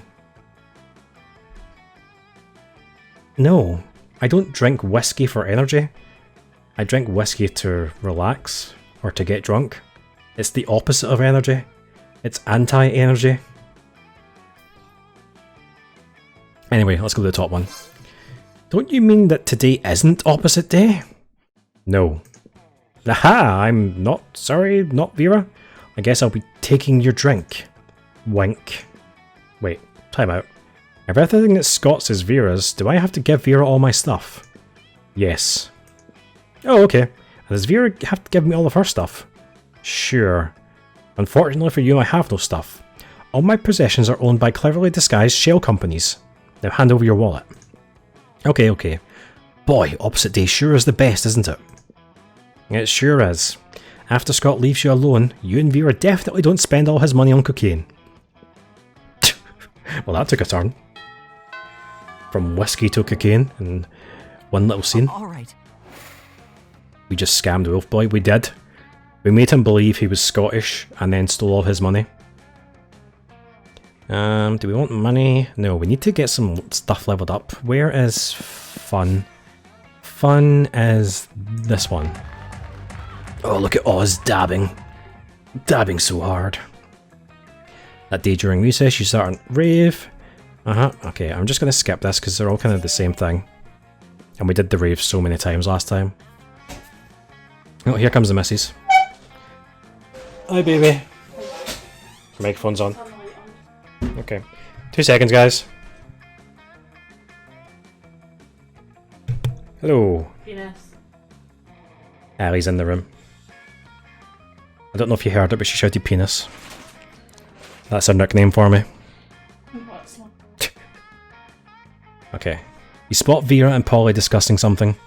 You gotta get in this conversation. It's bound to be something nasty. Hi. Hey. What? What? You're going to that party tonight? At Dale the Mummy's crypt. Why would you mention such a cool sounding character that isn't in the game? The dog star has aligned with Venus or something, so his parents are being some pure energy for the weekend. What? He's got the place entirely to himself. I might stop by. Yay! Okay, so listen. Scott's going to be there too, and I totally want to spike his drink. Not bad. Now I'm interested. What are you thinking? Laxatives or Viagra? Lame. Gross. I was thinking something fun. Like shrooms. Mediocre. Shrooms won't even dissolve in his drink, you idiot. You there. Back me up on this. What do you think we should put in his drink? It's so weird having you type in the chat. She's in the same room as me, and she's typing in the chat. Oz has a nicest outfit. I kind of agree, Tesla. I think he's probably the coolest looking main character. Make it something fun, like shrooms. Okay. Moonroot. It induces werewolf transformations. He'll be a literal party animal. Do you want to make him a laughingstock? Use that flower that makes a person fall in love with the first thing they see. We can make him fall in love with a chair. Or a houseplant. Freeze dry it and then crush it. The shrooms will definitely... Tesla, why do you know that? I'm learning so many weird things about your guys' knowledge of drugs and stuff tonight. Anyway, let's use the flower thing. Oh no! Fuck! You mean love and idleness? The one the fairies use on each other whenever they're having an argument? Can't think of anything more perfect. With my man in the fae realm selling over a case of it. But the next day... You could have given me some kind of signal. Anything? Dude, I didn't know you were going to be coming down the stairs right when Scott opened his eyes. I definitely didn't know that he would fall in love with just your leg. I mean, I've had my leg humped before, but to completely ignore me while he's doing it. I know, rude. Well, it's not really his fault. He's just a big dumb werewolf after all. So pathetic. The real blame lies with this idiot. The idiot is you, idiot. But the heart thing went up though.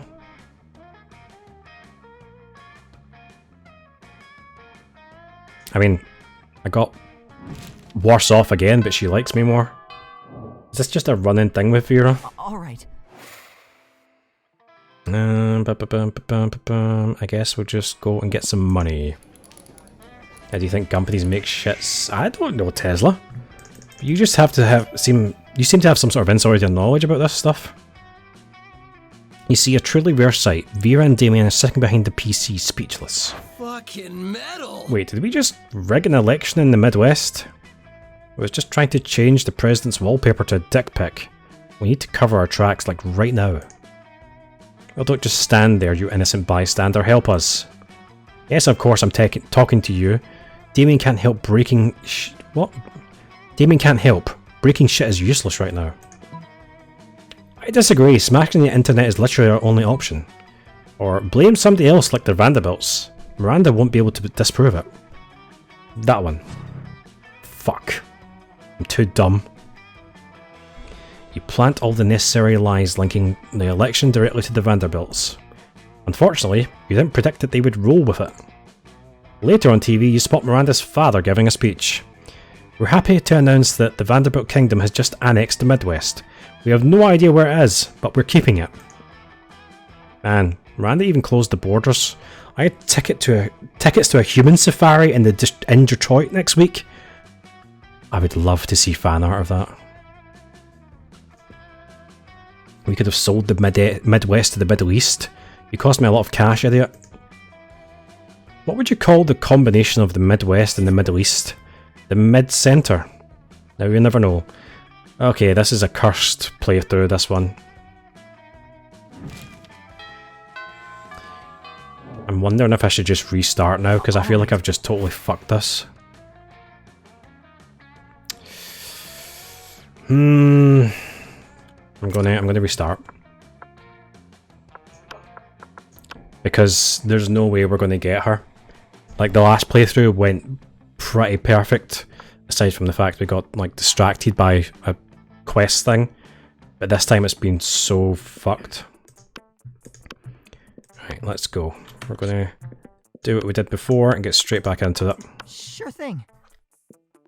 Skip. Okay. School is outdated and lame. We need a new school subject, ASAP. Critical thought. I mean, damn, this country could really use a subject like that in schools. How to correctly punch a crocodile without terrible consequences. Turning people into your puppets through emotional warfare and deception. 101. Yeah. Charming. How the fuck is that charming? Okay, you build a statue. This is the same one as last time. Are they all the same things? Yeah, they are. Let's just go for the rhinoceros one again. What would be the most appealing in a love partner? Ali, what do you think? What's the most appealing in a love partner? Soft fur, sharp wits, a big horn, kawaii eyes, a very tsundere personality, or a taste for party? Big horn. A big horn? And the dogs are barking, of course. Right. I wonder, I mean, was money ever a factor in this? Am I leaning too heavily into this, just assuming that that's what it is? Most of it seems to come down to just the other stuff. Let's, okay, I'm gonna... Sorry about the dogs, just being little dicks. I'm gonna try just getting my lowest stat up constantly and not worry about money and see what happens. So, first things first, creativity, which is the auditorium. That day while rehearsing for the class play, we got a figurative blowjob. It was great, and we got some creativity. Excellent. Okay, you see Damien and Miranda with their heads in their hands. They look glum. You ask them what's up. Oh my god, I love the fucking art in this game so much. Ugh, we're boned. I don't know what this boned means, but I'm not optimistic about our chances in the upcoming exam. It's not fair. I shouldn't have to fail these tests just because I spent all week in a really brutal mosh pit instead of going to class.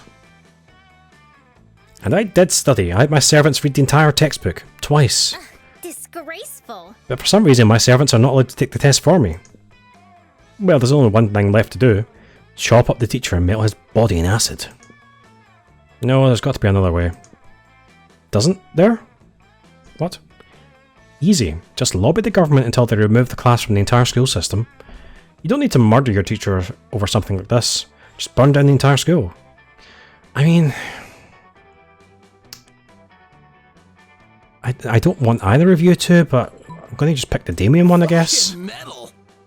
Shit, yeah. Finally a good excuse to do what I was probably going to do eventually anyways. I'm not sure it's actually a good excuse, but it's too late. Damien is already running through the halls with 2 gallons of gasoline, soaking everything. Later, as Damien is led out of the school in handcuffs for the 3rd time this week, he gives you a smile and a wink. Ah, suckers. They can't make me take the test if I'm in jail. I win again. Damien's happy, and only a small portion of the school burned down. Looks like everyone wins. Okay, that went well. It's not who we wanted, but it went well. Alright. Snake Lady, hello. Watching Vera eat is usually pretty disturbing. Her snakes eat at the same time she does. But at least it's usually quiet. This time, however, Scott is doing his best to change that. Touchdown! Go, Lefty, gobble that mouse. No, watch out for the wiggles coming up from behind. Use the tongue. Go! Ugh, he does this every week or so. Whenever my snakes need a meal, he seems to think the snake eating contests are a competitive sport. Also, I don't think he realises that an actual snake eating contest would probably involve people eating snakes. I tried charging him for tickets to get him to stop, but he actually pays to do this. He keeps track of each snake's statistics on a little index card. He's even given them names. I mean, that's pretty cool. Go Slither, go Bendy, go Sanchez, go Snake. Those aren't their names. God, no matter how much he pays for these tuckies, it isn't enough. Seems like a really tense situation. You resolve it the only way you know how, by opening your mouth and yelling. You had an idea. We set up a 3D printer, we can just run a print and do an AFK print run stream? What, you mean just stream the printer printing something? Why would... I don't think anyone would watch that, baby. Boring! This is nothing compared to earthworm eating contests. Snake, eat that food and stay away. Oh, stay awake. Let's try and convince him to go and look at earthworms instead. What? There's more exciting sport than snake eating contests? You gotta tell me more about it. Oh yeah, earthworm eating contests are literally crawling with suspense. Hold on, do I have any more juice lying around? Oh, I do, thank God. Okay, hold on. Hope you guys are ready for some can opening ASMR. Here it comes.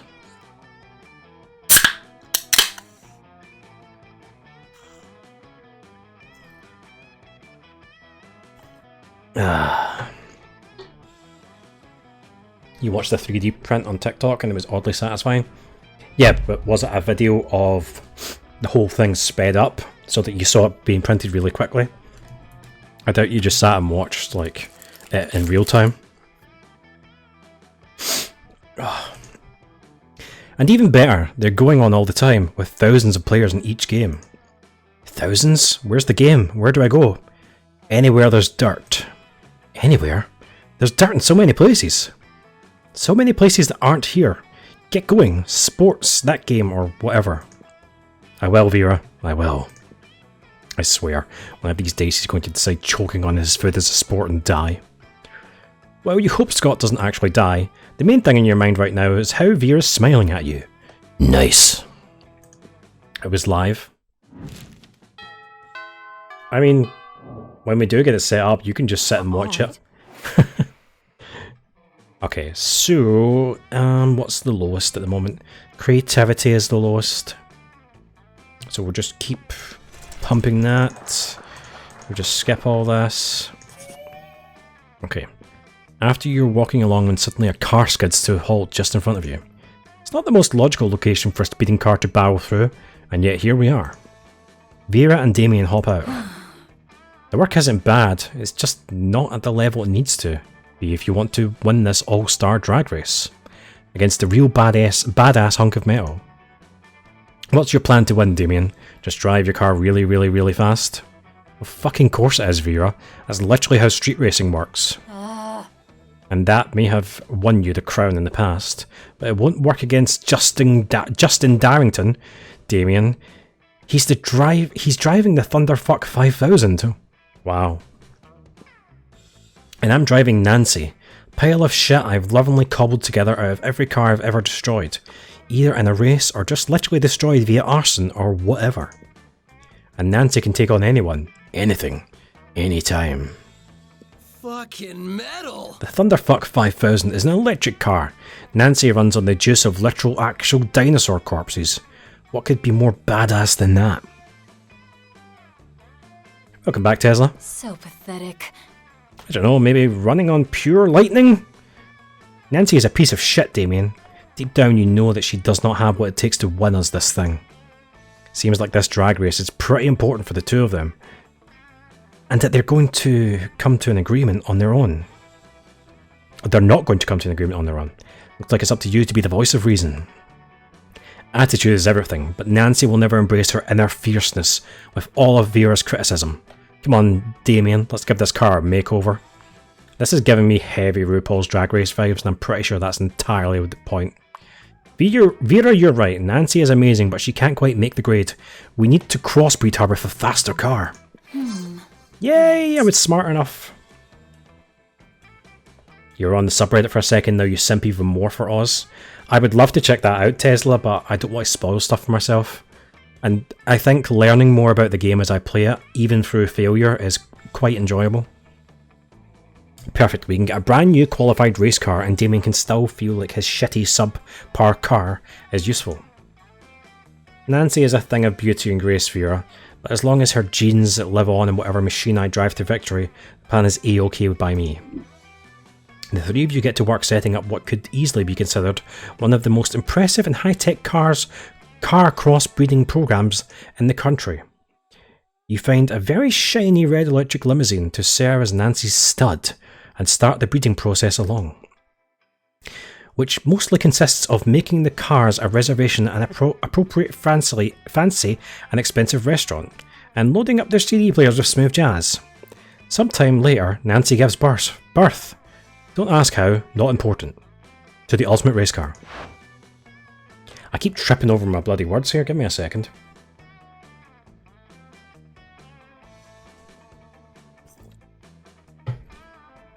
Mainly inside jokes. Maybe I'll have a look. I'm just enjoying playing the game and seeing all these things for myself. Look at what we've made, huh guys? I mean, mostly what Nancy and El Diablo made. But we helped get them there. Oh, not bad. Yeah, honestly, this car is a masterpiece. I've been looking for my next business venture, and I think I may go into high-end race car breeding. People make thousands off of breeding horses to race, and horses want to fuck. How hard could that be? By that logic, I bet we could make millions breeding race cars. Rad! You totally could. I'd be your first customer. You already were. I'll send you your invoice later. Well, looks like Damien has the race in the bag, Vera has a new business venture, and the world has a new species of super race car. You gain boldness and money from a kickback from Vera. Oh, excuse me. Which comes with a genuine smile. Oh, God. Juice is so fizzy. Excuse me. Alright. Okay, how are we looking? At the moment, fun is the lowest one, so let's go have some fun. Oh wait, that's the shop. Fuck! I can't do that. Why do you have to be on the one that I want? Okay, I guess we'll just go for smarts. And do you listen to your elders and learn valuable lessons? Sometimes, after the monster nonsense and the dating gimmicks, you forget that attending class is supposed to be the primary activity at this high school. You gain +2 smarts. You see Miranda and Vera chatting away, their eyes gleaming the gleam of the scheming. Hey, you. Crowd Surfs isn't doing nearly as well as I thought it would. Oh, if it isn't Oz. Greetings, fellow classmate. Would you like to be a customer? Once upon a time, Surfs were only for the rich and fabulous. Like Vera and myself. But now, thanks to our app, Crowdsurfs, you too can have your very own crowd-funded surf. The app is being generously funded by my royal family, who wish for everyone to experience the joys of royalty. Okay. And get richer off of it. I think our business might be failing because the serfs are simply not high enough quality to maintain the customer's interest. The serfs need to have more enthusiasm for their jobs. We need to recruit from the right locations. Don't be absurd. There's one thing being royalty has taught me, and there's definitely more than one. It's that you can trick anyone into doing anything as long as you give them the right incentives. But why not start with the easily manipulated in the first place? Oz, what do you think? Okay, I mean, obviously I'm going to pick Vera's right because we're going for Vera, but I want to read these anyway. Vera's right. Why not recruit people who want to be bossed around? A leather daddy convention. Is that a real thing? I'll Google it after the stream. Miranda has a point. Everyone wants to win. Host an unpaid labour competition where the prize is doing more unpaid labour. Yeah, that sounds shit anyway. Oh, Ooh, not bad. I like that quite a bit. No, you fucking won't. You can't stop me. Excuse me, but if there were conventions for daddies, I'm quite sure I would know about them. My father is one of the most powerful dads I know, so if he was not invited... Just stop there, Miranda. Trust me. How does this sound? Free lifetime of submission... What? Oh, hold on, my brain just totally died on me there. Free lifetime of submission, dirty talk guaranteed, dress code come as you are. There's a lot of leather daddies in Final Fantasy XIV? What? Okay, Cammy, I'm going to need an explanation for that. Might have to start playing Final Fantasy XIV again. Vera, with the help of confused Miranda, goes to the next leather daddy convention in town. The next time you see Vera and Miranda, they seem much happier. These serfs we recruited are so enthusiastic to serve, almost inexplicably so. And as unexpected fringe benefit, all of these serfs keep trying to one-up each other's uniforms.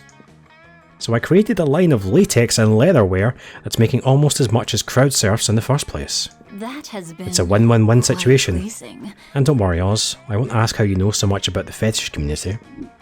Yay!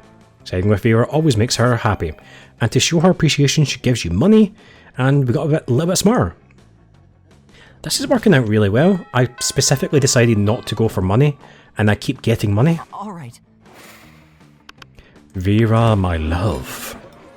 You arrive at your chosen table to find Vera looking What? Vera looking askance at Miranda's lunch. I have never seen that word in my life. Askance. Okay. A single very suspicious looking apple. Miranda, honey, your apple seems to be pulsing with unhealthy purple light. Oh, I'm sure it's just your imagination. Ugh.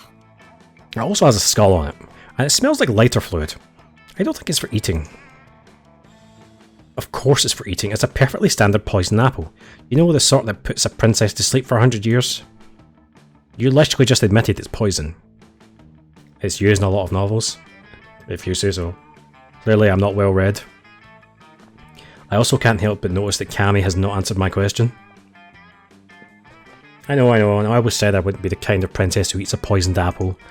But how else will I find a prince to wake me with true love's kiss and live happily ever after with me? Girl, we need to have a talk about feminism. You back me up on this. Tell her she doesn't need to poison herself for the sake of a man. You don't need to eat that apple. Princes should be eating poisoned apples so that you'll kiss them. Yeah. You don't need to eat that apple. There are plenty of eligible princes on hotprincefinder.com. I guess the top one, if that makes Vera happy. It's basically Barra dudes wearing leather dominatrix style. I don't know what any of that means. I mean, well, no. I know what leather and dominatrix is. I mean, I don't know what Barra is. I'm assuming it's a type of race or something. A marvellous idea. If the princes were asleep, I shall be able to assess them fully before making a selection. Come to think of it, I suppose this is why the princes prefer sleeping damsels to begin with. God, royal marriages, the whole thing is like a fucking meat market. In my kingdom, it's more of a fish market. I love that, it's just the ... Barra is usper muscular. No, usper mercular. I can tell you meant to type super muscular, but usper muscular sounds quite fun as well. Hold on, I just need to fix myself in my chair.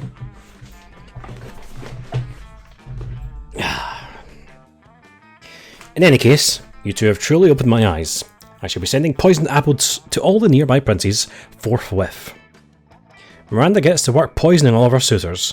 Vera is very impressed with your enlightened opinions on gender and poison. Okay, this is going much better this time. All right. It was definitely the right idea to restart. And let's get some fun. Skip, skip, skip, skip, skip. You see Vera looking at her phone. She's obviously pissed, so you decide to go talk to her.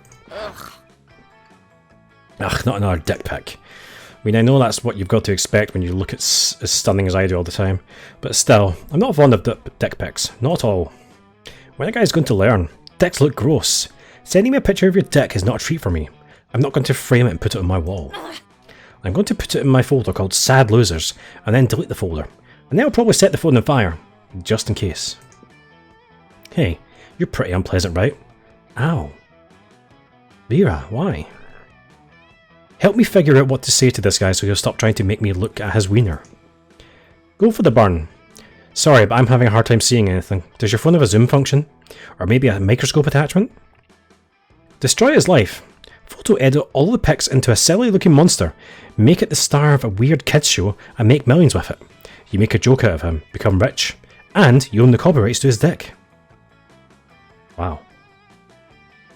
I guess we're going with this one. No, I wasn't creative enough! Your solution for this is to make a career of it. You do realise you're basically making it so I'll have to spend the rest of my life depending on this fool's dick. And if I get lucky and he doesn't send me anymore, I need to start asking for them. I would be financially married to this dude's dick. Does that sound good to you, genius? Goodbye. Be my guest and go admire his dick yourself. Definitely backfired. Next time, let's try not to mix dicks and kids. Ah. Didn't even think of that. Ah. Shit. Oh yeah, Cammy, it's so funny. It's difficult though, like, Right. I have not successfully gotten a date to the prom once. Well, no, I got a date once, but that was in one of the short games. But I don't think, it didn't give me an ending, so I assume that it doesn't count as a proper win. Anyway. Yeah, I'm just going to skip forward this part, because it's the good bits after. Afterwards you discover you've been poisoned, and only Vera has the antidote. She does this all the time, so how she invites you to hang out. Hey there. There you are. Thank you so much for coming. I'm embarking on a new criminal enterprise, and I need a consigliere. I have no idea if I said that correctly. The idea is simple yet brilliant. Think. Uber. But for killing people. I call it murder. Murder. Murder. But it turns out the market is flooded with assassination apps. Assassination apps and blood. I need a way to get ahead of the pack, and since you're such a good advisor, differentiate yourself by being the only service that offers free-range organic murders. Viral marketing, literally. Tailor a highly contagious virus to make people love murder.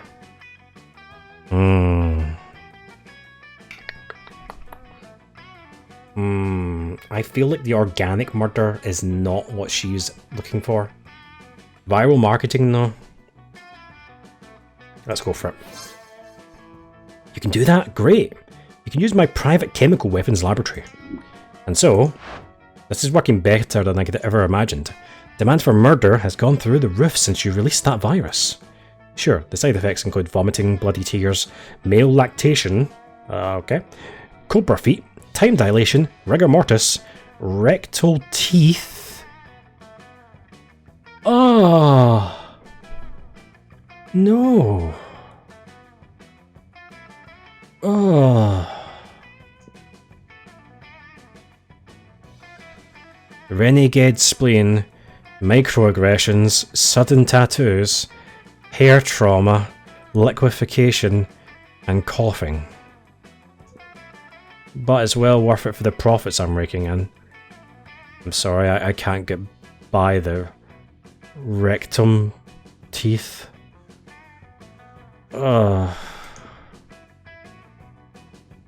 Plus, I'm making a literal killing selling people the antidote for those side effects.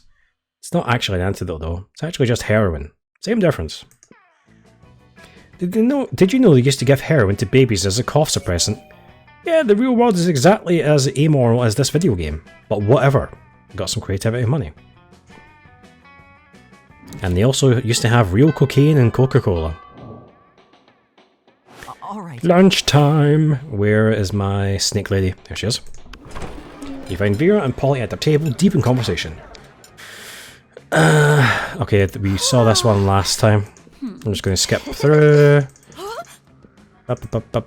Tapeworms is the one we want to That do. has been quite pleasing. I think that's maybe the first or second time we've actually seen a double event happen. Okay, we need fun. Give me the fun. I will take all of your fun, please. Thank you, please. Can I have some more? On the edge of the rave, you find Vera, punching some numbers on her phone calculator app and frowning. Mediocre. It's official, I've run the data and it looks like I'm making approximately $0 monster dollars off this rave. With all these people getting turned in such a small space, you'd think it'd be simple to financially exploit them. But my normally shrewd sense of opportunistic capitalism seems to have deserted me at this moment. Tell you what, you help me come up with a way to turn these chumps into cash, and I'll give you 3% equity in the venture. And maybe a little something else. Do you see what I'm doing? I'm manipulating you with flirtation. Is it working? Yes, it's working. Thank you. Can I have some more? Oh, it's working alright. You share your hot new business idea. You see that dance move they're all doing? Patent it. Why not literally turn them into cash by spiking their drinks with this potion that I made that turns people into cash? No, patent the fucking dance. That sounds funny as hell. Which move? The Chupaconga line? The Nosferatu step? The Oppa Gremlin style? Whatever, I'll patent all three. When the rave breaks up, Vera's lawyers are waiting ready to present bills to all the unfortunate dancers. Everybody's so messed up on good drugs they just pay the bills and go back to class. I mean, whatever, right? Spooky High School was in a good school district. Your parents were all rich. Vera pays you your 3% equity, and the something extra turns out to be a special dispensation to do the Chupaconga line whenever you want. You gain +3 money. Nice. You're enjoying this so much. I'm glad to hear that, Cammy. You've been playing a bit of 14 in the background and you couldn't focus on pools. You're enjoying it so much that I've distracted you from the game. I see that as a win. Do you know, I've tried to play Final Fantasy XIV a couple of times and I can never... It never sticks. I just don't think I'm cut out to play MMOs anymore, to be honest with you. Okay, the next one we want to upgrade is Charm. Epic dodgeball match took place. Everything seems lost, but we did a speech and everything was great. It's funny and you narrate so well. Oh, thank you so much, Cammy. I appreciate that. I mean, ideally I would love to be able to attempt to do actual voices for the characters, but I just don't think I can, and I don't want to try it because I feel like I just fuck it up and embarrass myself. But maybe one day, who knows. Between class periods, you discover a severed horse head in your locker. It has a note in its mouth telling you to meet Vera ASAP. Hey, you. I'm so glad you've come. I have another crime problem, which would benefit from your insight. Thanks to your input, murder has cornered the market in app-based assassinations. And yet, the other crime lords don't take me seriously. Just because I'm not a 40-year-old man with a scary scar, those sexist morons think this is just a phase for me. Since when did having a killer body and flawless skin disqualify a girl from a life of crime? It's disgusting. Tell me about it. I get that all the time. How can I show these chauvinistic goons what crime really means to me? Come on, think of something. You're my most trusted advisor. Quit crime. They'll come crawling back once they see how bad it is without you. Write a song about it, it'll help. This... what? In no world is this the option for Vera. It's this one. Because it involves manipulation. Fuck!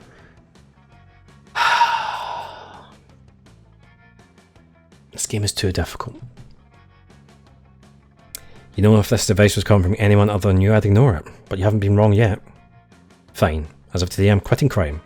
I'll let their bosses know. I'm sure they'll be so pleased. A few days later, you're getting a manicure with Vera. Then she gets a mobile notification and practically screams. Those punks. Gino the Ice Pick and Hungry Mark invited all the other crime lords to the beach for a barbecue. They're posting pictures on Momentgram. They're having so much fun selling heroin and murdering each other without me. Ugh, I wish I was there. I could murder all of them so much better than they're murdering each other. And do you see how Joey the arsonist is cooking those burgers? They're not even close to rare. Alright Tesla, have a good night and yeah, all the best. Have a good sleep.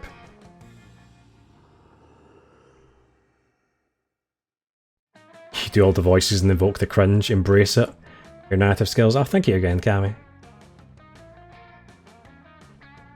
Your wife's going to work tomorrow, so you're going to have some sleep. Well, if you're both off, again, have a great night, and thanks very much for stopping by, I appreciate it. And thank you very much for the raid earlier, Cammy, as well. It was greatly appreciated. I'll be here, pining over the snake lady that I can't seem to feckin' bed. They're lost without me, and they don't even know it. I never should have listened to you. Some advisor you are. Vera doesn't leave any more horse heads in your locker. You think that would be a good thing, but it's symbolic of a loss of trust between you. Lost some fun and charm. Fuck! You're gonna watch the VOD. I'll try my hardest to get Vera. This game is far more difficult than I thought it would be. You don't think it's going to be a very good relationship if she doesn't get fairy pay? I mean, it just doesn't seem like that sort of world, to be honest with you. People embrace their flaws and make them worse. They don't try and help themselves. But on the plus side, everyone's hot, so yeah, it's a difficult toss-up. You find Damien Vera contemplating a huge slab of oh, primed meat again. Skipping. We already did this one. This one. Good stuff. How far through are we? Okay, we're getting there. Oh, thanks, Cammy. All the best to you and your missus.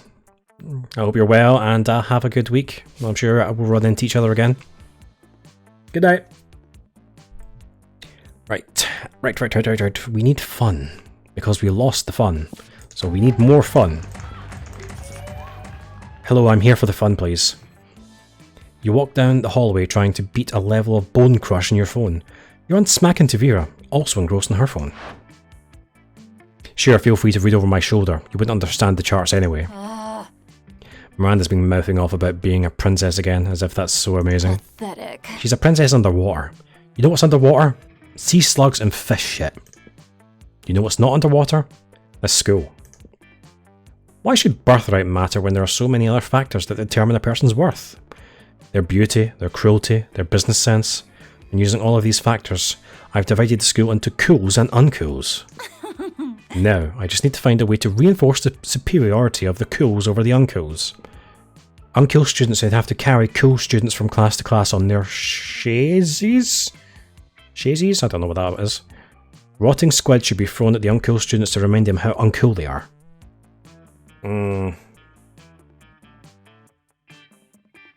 It's difficult, they both seem like good options. I feel like throwing the rotten squid is the best approach here. So we're going to try that. Fuck! It just seems like absolute guesswork to know what to pick. It's true, the uncool students should really start taking responsibility for being the worst. And Miranda uses fear-mongering tactics all the time. She shouldn't have a stranglehold on that, so to speak. Vera seems pretty pleased with the plan, but much less pleased when she catches up to you a few days later. My Okiro's date left after breadsticks. That's never happened to me before. And why? Because I smell strongly of rotting squid.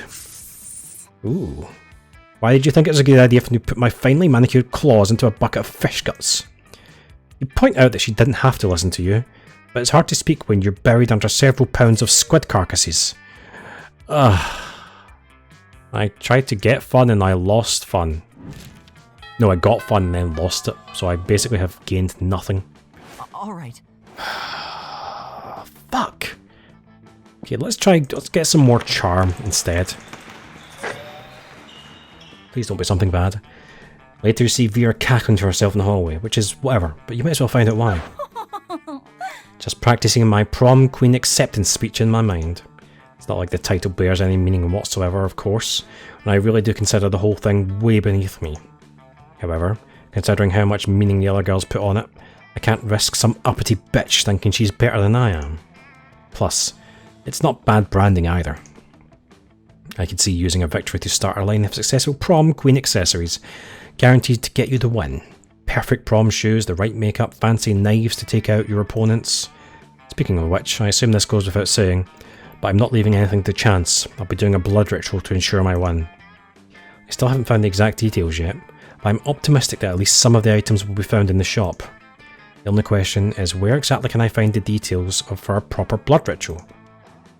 Why don't we ask the Coven? They're witches, they should know all about blood magic. Literally just search the internet, like that's literally what it's there for. I'm going to go for the internet one. It's probably the wrong answer, but I'm going to go for it.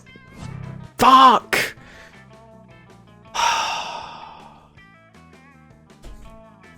I can't catch a break in this game. Sometimes you get so caught up in the grand scheme of exploiting blood magic to secure petty victory that you forget about the little things. You and Vera scamper over to the library to put the school's computers to good use for once. Like for real, does anyone at the school use school resources for educational purposes? Let's just search blood magic to guarantee prom queen victory over basic bitches to maintain social status. That's pretty clear, right? Couldn't possibly be clearer. It is, in fact, so clear that it's one of the searches that's been flagged by the school.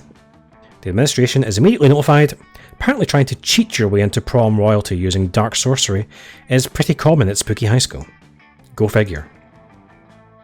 You and Vera are given detention scrubbing the guano from the bell tower where the bats like to hang, upside down out.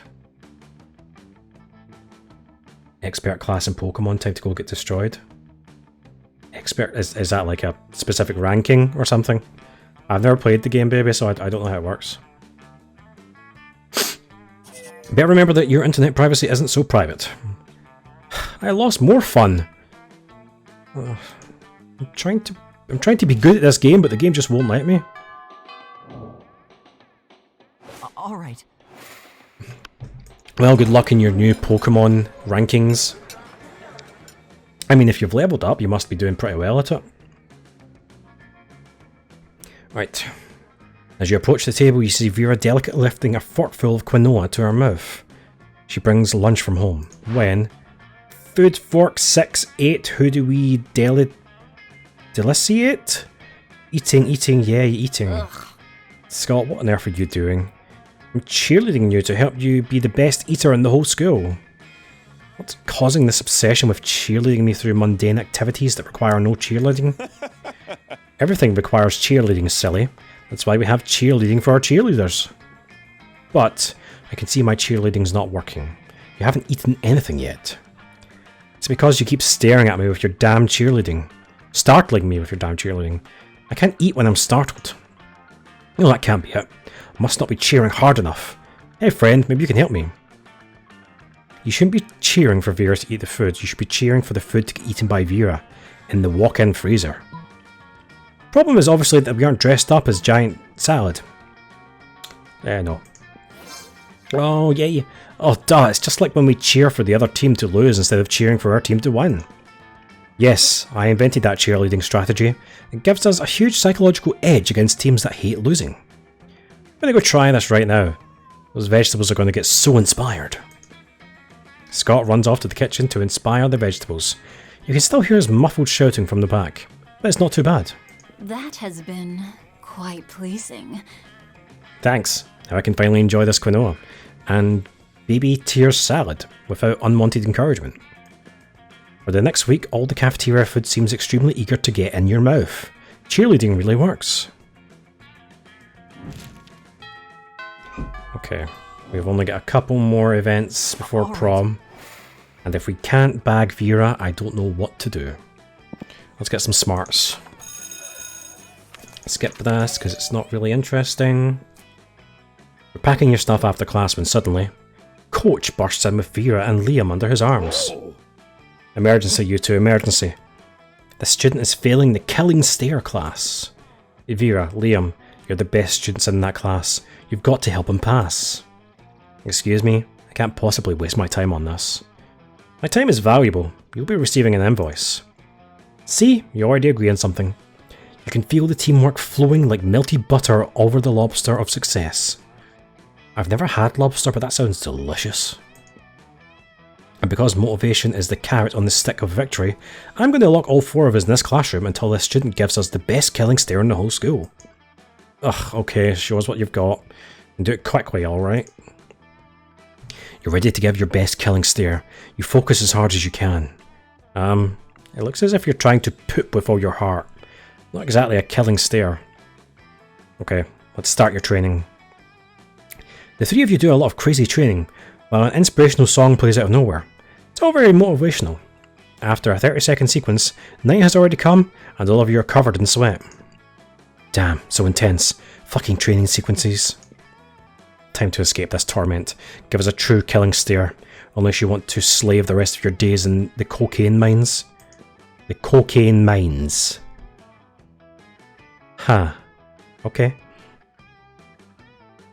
That's right, I'll stuff a bunch of cocaine in the mine and make you dig it out just to torment you. Oh, okay. That makes more sense. Even though it doesn't at all. You dig down to the bottom of your soul and burst out. I look so fabulous, it slays. An ordinary pocket watch which you use to hypnotise Liam into liking something uncool. I guess the top one. No! My charm's 10! Fuck. Okay, you think you remember how to make a hot face. Just put the eyebrow under the other eyebrow, flip the lips, turn sideways, refold ears. Are you doing it? I think he's having a stroke. Are you going to die on us? Does that count, coach, if he dies? Nope. What if I find this so pathetic that it kills me and I die? Still nope. True success is like the keys to my van. Difficult to find. You no longer remember how you got your face this way. It'll probably stay this way forever. I got dumber and less charming. Game, please. Please, just let me take someone to prom. Please. Alright. God damn it, I fucking need to get my smarts back up again. Ugh. I did get some valuable life insight though. Ah, the sounds of learning. Chalk on the blackboard, pencils on paper, an ominous crash. It would seem that Damien and Vera have knocked over several desks in a rush to get one particular seat. Listen, Snake for Brains, don't you dare even think about it. Back off, Brimstone Breath. I will turn you to stone before you can snap your oddly well-manicured fingers. What makes you think you're worthy of sitting in the ultimate cool seat? I could get more likes posting a picture of me flipping you off than you could get of a full frontal nude. Ah! Clearly you've never seen my nudes. Have I heard of Demon Dish... Okay, hold on. Demon Dish Bro Texting.com? Well then, if my sexts are internet famous, I'm obviously the fucking coolest. You think being ridiculed on the internet makes you cooler than being on King Minos' list of wealthiest human hybrids under 300 years old? Okay. Oh, that was quite a sentence. Hold on, I need to take a minute. Ah.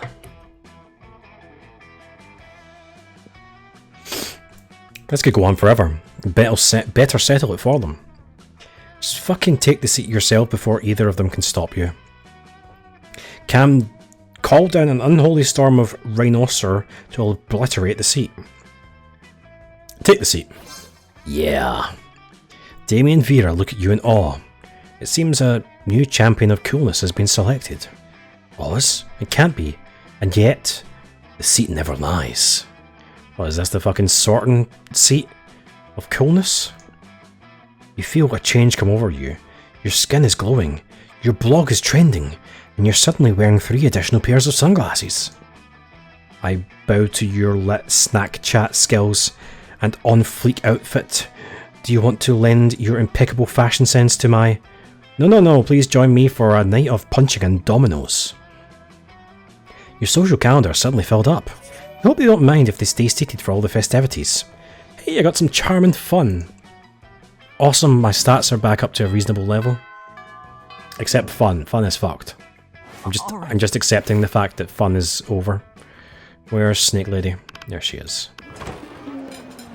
Okay, eating. Is this the... Oh, this is the one with the person that's watching them eat. Okay, I'm just going to skip all this. Gorgon, obviously, look how many mouths she's got in her head. The businessman strokes his chin and nods. You have a point, he says. The ghost only has one mouth. Also, food seems to go right through her. This Gorgon, meanwhile, has countless mouths. Such value. Value is right, Pervo. 1,000 in cash up front. You pay for all my meals and you give me your pants. Holy shit, he's doing it. He's doing it. He's getting naked. Vera's able to convince the businessman to pay for a fancy dinner for you and her. It's a little creepy with him watching the two of you, but you get over it. That went well. That went well. We're on week 6. Alright. We're in week 6. Is this... Okay, what do we want to do? Let's go for boldness. Oh, look at that. Now, do you skip class just to hang out in the bathroom because you respect no authority? I guess some people just want to watch the world burn. By skipping class and hanging out in the bathrooms, you give 0 shots, but you gain 2 boldness. Okay. Hey Oz, remember that one time at that one party where you explained to me in great detail your brilliant secrets of the business world? Holy shit, you do not. And that doesn't sound like your idea of expertise at all. You must have been pretty drunk. But it's Vera, so you smile and nod. Well, I'll be attending a very fancy and important business dinner event tonight, full of powerful people by exclusive invitation. And by exclusive invitation, I mean I'm going to use my Gorgon powers to turn the concierge into stone and then sneak in. I'd love to see you put other people's money where your mouth is, if you're not doing anything tonight. You were planning on reorganising your collection of very rare mint condition Pokemon cards. The popular trading card game based on the even more popular video game Pocket Humans. Each card depicts a human being with a specific job and bio. But that can wait. So when the time rolls around for the fancy business dinner, you shove them in your pocket and roll out. Oh, it's over here. Glad you could make it. I've been raking in business cards, hand over claw so far. I met Gertrude Gorgonzola, the Diamond Tampon Tycoon, and Ray K. Bebop, the social media influencer rapper robot, and they're both very excited to do business with me. How have you done so far? You turn out your pockets and show Vera the evidence of your endeavours, which consists of the lobby card from the hotel, the convention as in the only thing handed to you by a real businessman, a sticky note with the word no written in a red Sharpie. Maybe I should have invited someone else, literally anyone else. What? I didn't even... Okay, hold on. I thought it was over, but it looks like we're going to get a choice. No, it's okay. You still have an hour left of the event. It's time to pull out all the stops and choose an amazing tactic to get as many business cards as you can to prove to Vera what a valuable business asset and or prom date you are. You may have no business and therefore no business cards to exchange, but you sure as hell have Pokemon cards. Trade those. Convince the business people you have a rare disease that can only be cured if you're given 100 business cards. Fuck. Is it bad I want to go with the Pokemon cards? Please. No! Fuck!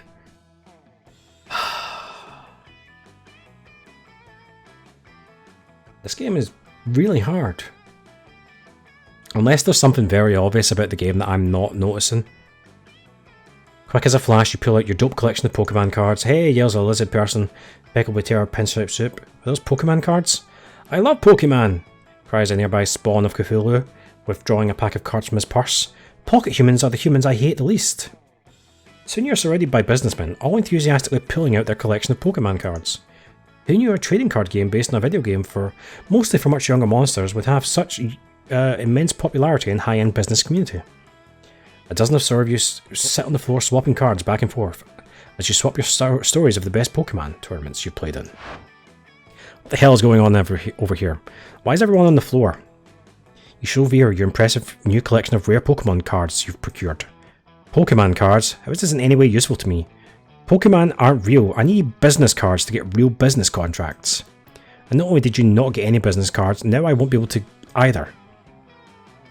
I know how your Poke nerds roll. Once you get started, it's impossible to get you to stop. Might as well just go home at this point. Once again, children ruin everything. Oh my god. You start to launch into your trademark triad about how Pocket Humans merchandise isn't just for children. But it's too late. Vera is gone, and boldness and fun is gone too. Should I even ask her? I feel like it's... Maybe I should just go by myself and see if it gives me an ending. Hey, you. I need to try. All right. I'll let her know again. Finally pluck up the courage, ask you about your last prom. You're asking me to go to the prom? Sorry, I'm focusing on my career. Not dating losers like you. Bye. Pathetic. I can't beat this game. I'm surprised I'm not single in real life. This is ridiculous. Okay, so we're just going to skip by this, because apparently I fucking suck. Fuck. Vera, most tsundere. Yeah, that's for fucking sure. Most likely to be a sleeper agent just waiting for the code word. Come on, skip this. It's the same stuff every time because I can't actually get a decent ending. Come on. Skip. Okay. Yay, new images because... I mean, what? Hold on. What are these images that I'm unlocking? Oh, these are all interesting. Oh, these are for the credits, I think. That's what these are.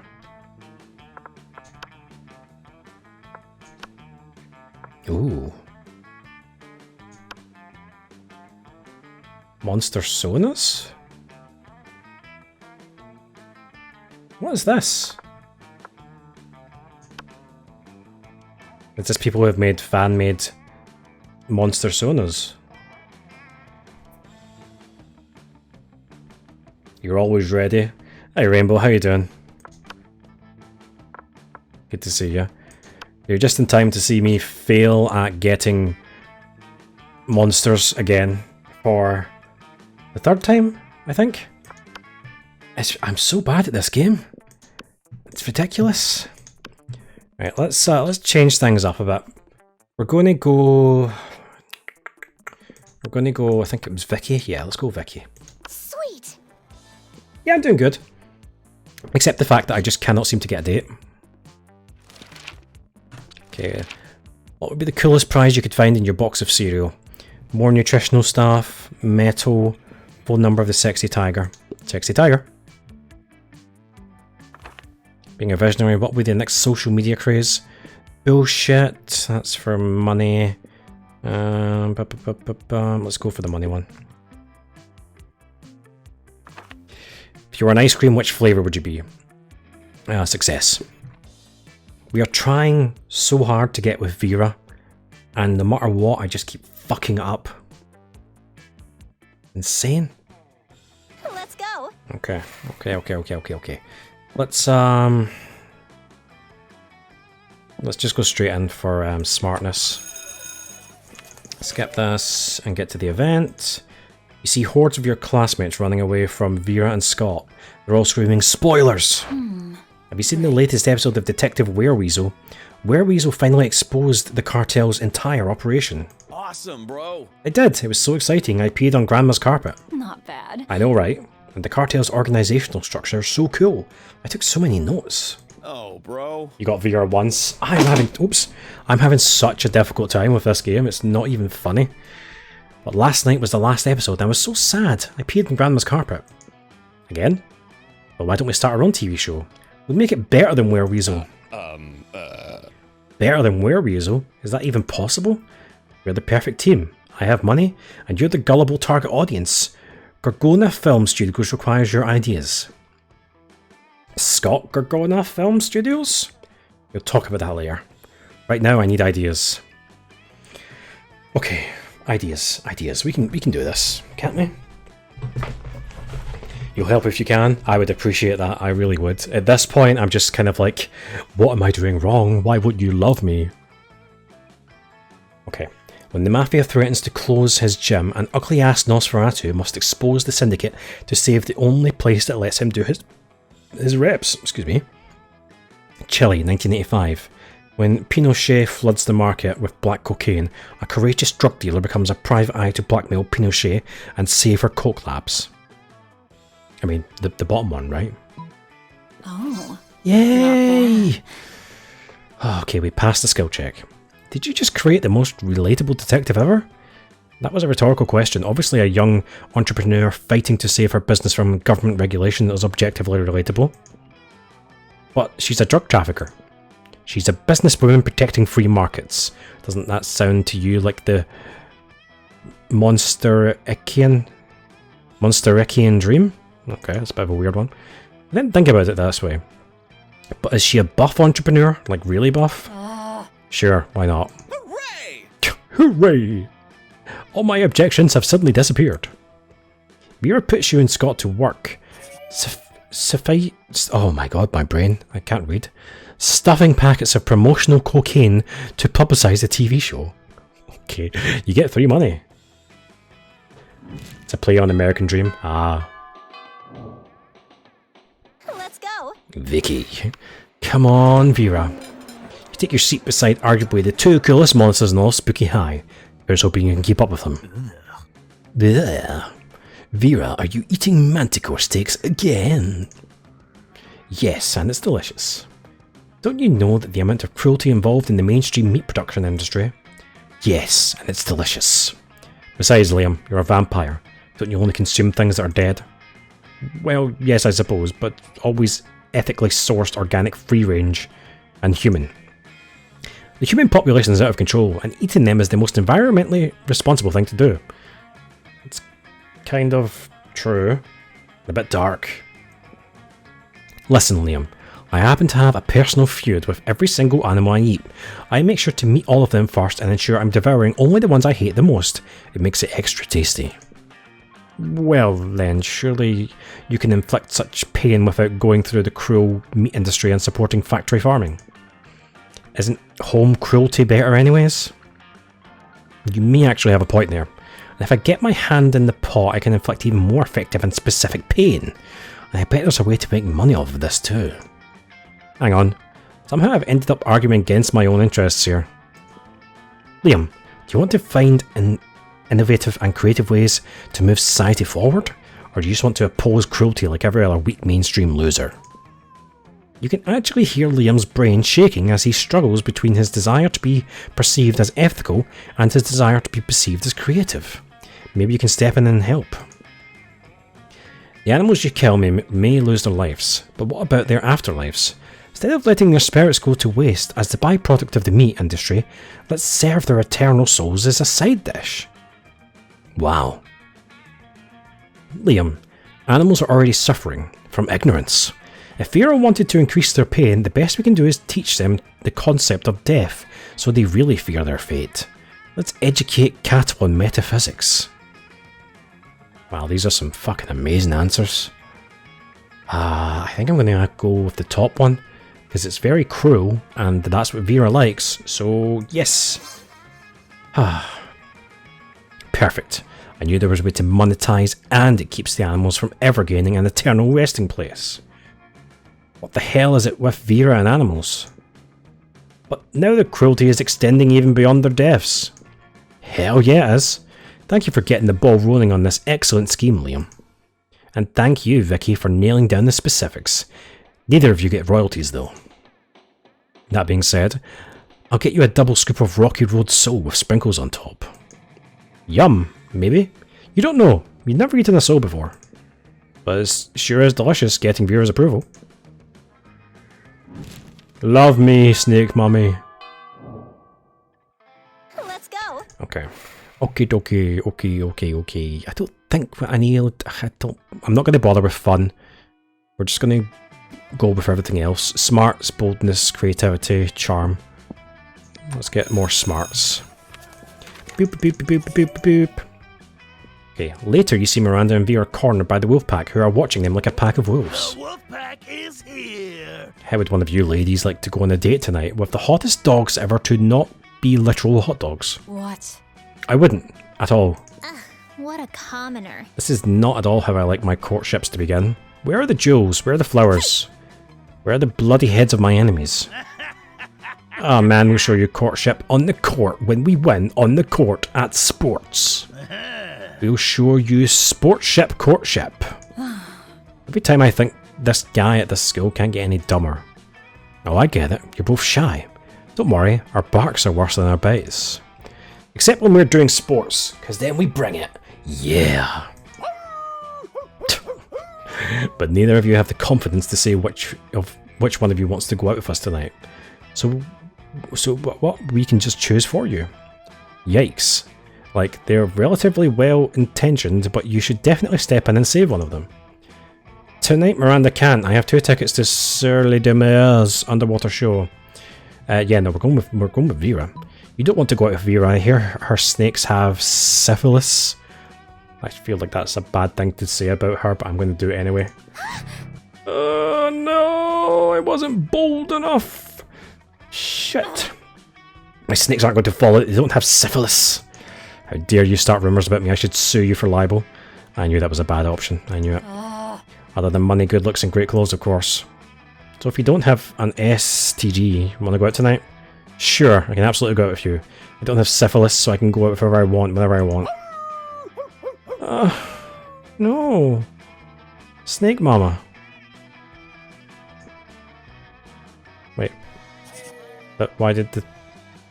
It looked like it went up. Did it go up? I'm confused. Let's go.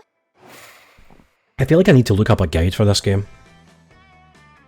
Right, hold on. Let's get some boldness, because apparently I need it. Okay, what's happening in the toilets? Vera's trying to teach you and Scott how to play craps. Craps? When you hear an all too familiar howl. Guys, the Wolfpack is here. It's my family and teammates, the Wolfpack. Yes, wonderful. I'm sure they're here to share their least intellectual achievement. The wolf pack is here. No, go away. Stop stalking me. What's up, my dogs? Hey guys, Vera was just... That's cool, that's cool. So guess who's got a hot date lined up for this weekend? Ooh, don't tell me I've got this. As a you? Bingo, broski. Turns out online dating is super easy. Yeah, the secret is just be hot, like me. Sure. Or you can just use an actor's face and body instead of your own face, and body on the dating website. That's what we did. Aren't you worried about the potential consequences of that? Like, what's going to happen when your date realises you're not actually handsome McStrong pics? How did you know which actor we chose? And what are you going to do? It's a very real problem that we never considered. Luckily, you're an expert at online dating, and at lying. You should share with them the perfect solution.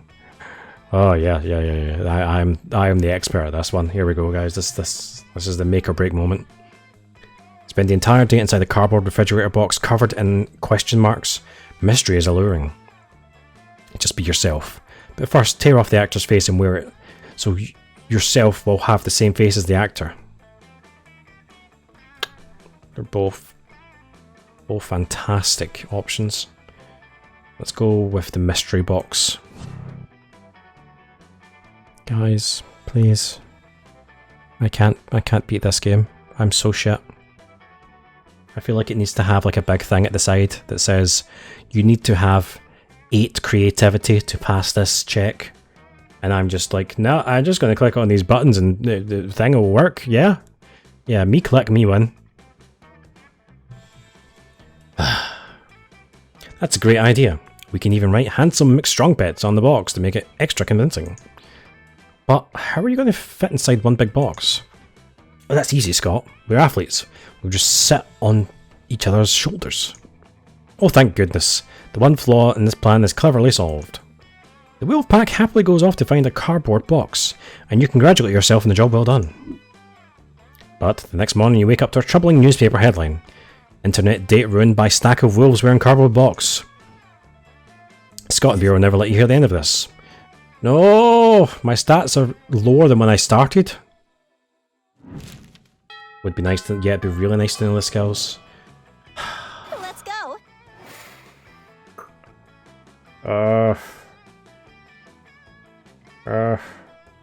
I'm wondering, should I restart? I feel like this is a doomed venture again. Yeah, I might as well. I'm going to restart this one again. We're only in week 2, so I might as well just cut my losses.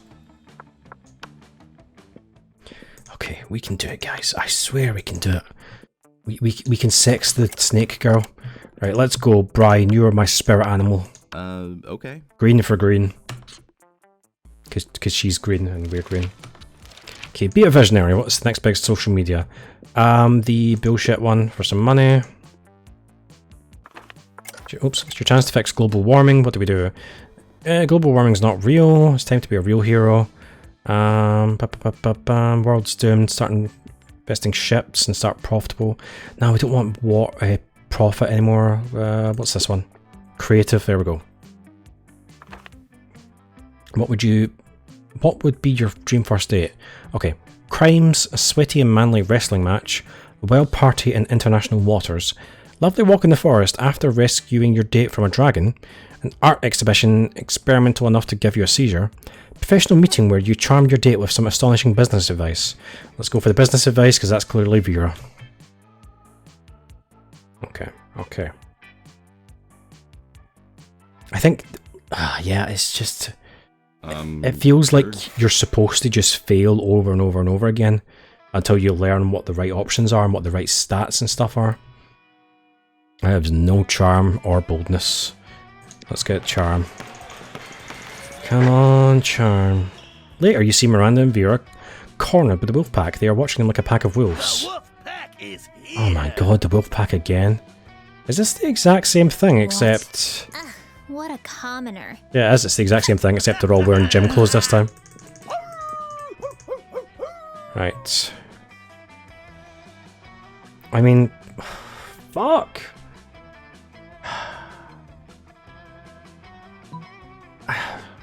Is this ever the good option? Because we're trying to help Vera. Please. No. Nope. Nope. Nope. Okay, it goes up. Okay, it goes up though.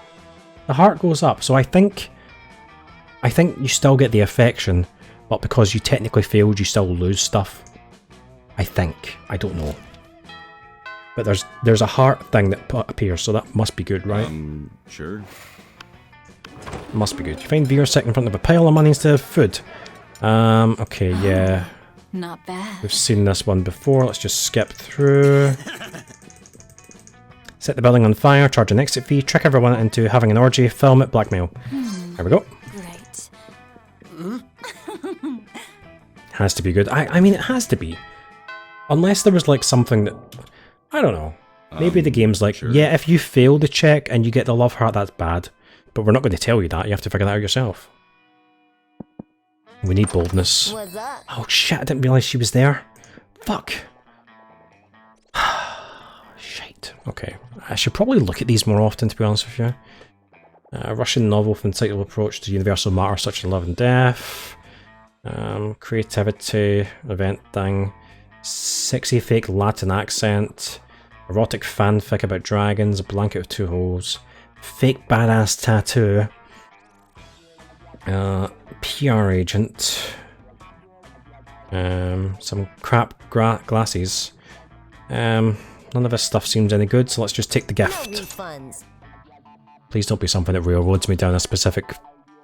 Suck my jingle bells. Whoa, what just happened? Oh no. Okay, so it just tanked my fun and boldness, but gave me lots of charm. Okay. I feel like this is not going to go the way I want it to. Because boldness seems like a very, very important one. Okay. Let's just write off boldness and just go right for creativity. Oh my god, that's amazing. Oh, I love the art in this game, it's so good. I wish I could draw, I really do. I mean, I feel like if I actually, you know, took the time to study it and like try and get good at it, I could do it. But I just... I don't know. Anyway, let's skip forward.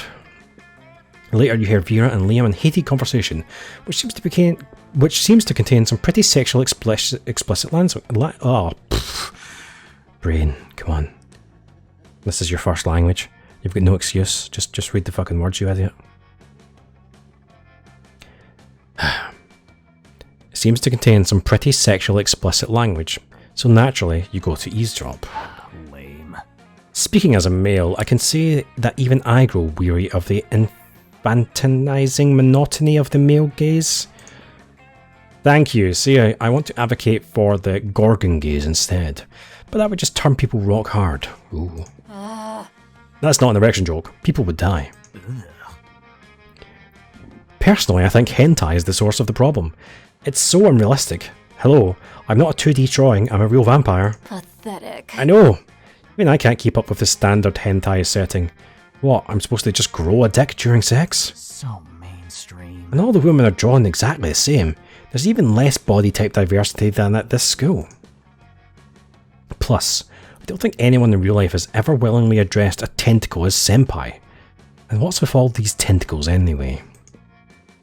Because half the studio heads are krakens, Liam, and no tea, no shade to the women who do enjoy tentacle porn. I know at least 3 of my snakes do, but I won't out them. But I do think there should be more diverse offerings for those of us who like something less... cephalosexual? Agreed. Oh my god, am I really weighing in on hentai here? Hentai should be more artistic. Redraw explicit scenes in the style of great artists such as Picasso and Magritte. Don't send out misogynistic kraken to do the femme gorgon's job. You should open your own hentai studio. Yeah. Ha! Why didn't I think of that before? Oh, I'm always trying to not bad. monetize my hobbies, and I am partial to my superior aesthetic. And I like sex. The hentai industry needs more strong female perspectives. Shatter that freaky glass ceiling. You forgot that Liam loves yaoi? Oh. Interesting.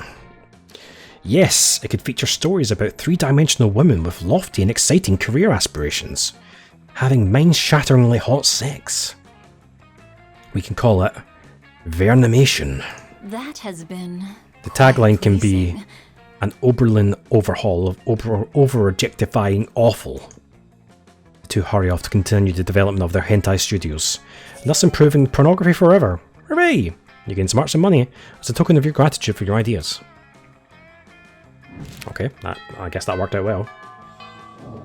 Surprisingly, somehow. Sure. Vera, please just love me. Love me, Vera. She's licking quinoa. Okay, first, okay, yeah, we did this one. I'm assuming creativity is enough for this. Oh no, it's just the choice. Okay, we're good. That has been quite pleasing. I just want to get a date, that's all. Just one time. Sure. Right, creativity. Just get this up. If we can get it over 10, I'll be a bit happier. And then we'll try and do smarts. Okay, there we go. You find Vera up in the lighting booth stroking a white cat and glaring at the other students on stage. Where did she get that cat? Did she steal it? No time to wonder. She's talking to you. Pathetic. Look at those ants down there frantically rehearsing for the talent show. It means so much to them, which is why I intend to take it from them. That skank Vera was so full of herself when she won last year with her stupid self-immolation trick. Well, I'll soon wipe the charred smirk off her undead face. The only question that remains is, how?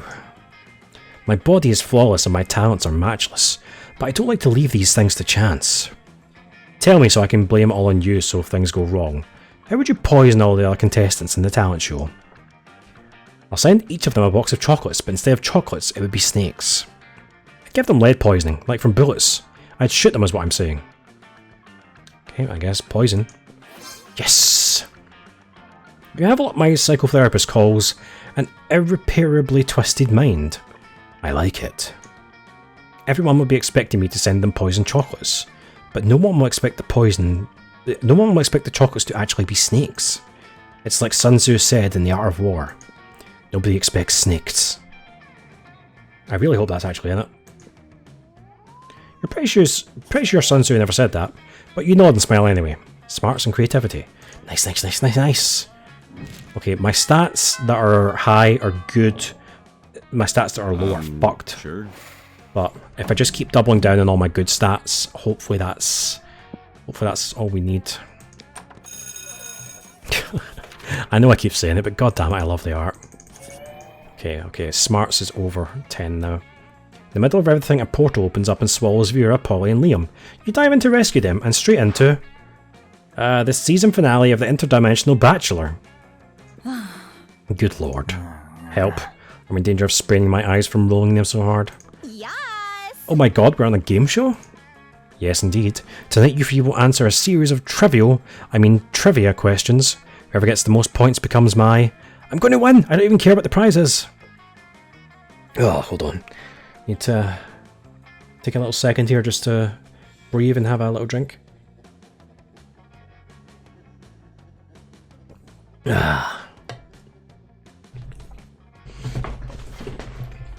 It's a lot of reading, like when you actually think about it. The voice gets a little bit tired. Why did that sound so pretentious? The voice is getting a little bit tired. You know how it is. I'm gonna win. I don't even care what the prize is. Your what? Your wife? What a revolting premise. So you're saying we're supposed to respond to a series of questions and scenarios, our answers to which will make us more or less likely to achieve a romantic outcome with you. That's extremely problematic. I can't think of anyone who would ever want to play such a tawdry dating game. Wow, call me out like that, you bitch. Everybody stop raising reasonable concerns so I can hear the first question. That's the spirit. Question number 1. Describe your ideal marriage proposal. Before Polly can answer, you buzz in yourself. Now's your chance to give an answer that will end the competition and send the prince packing. I'm sorry, what the fuck? John hinges, bees pour out. What the fuck?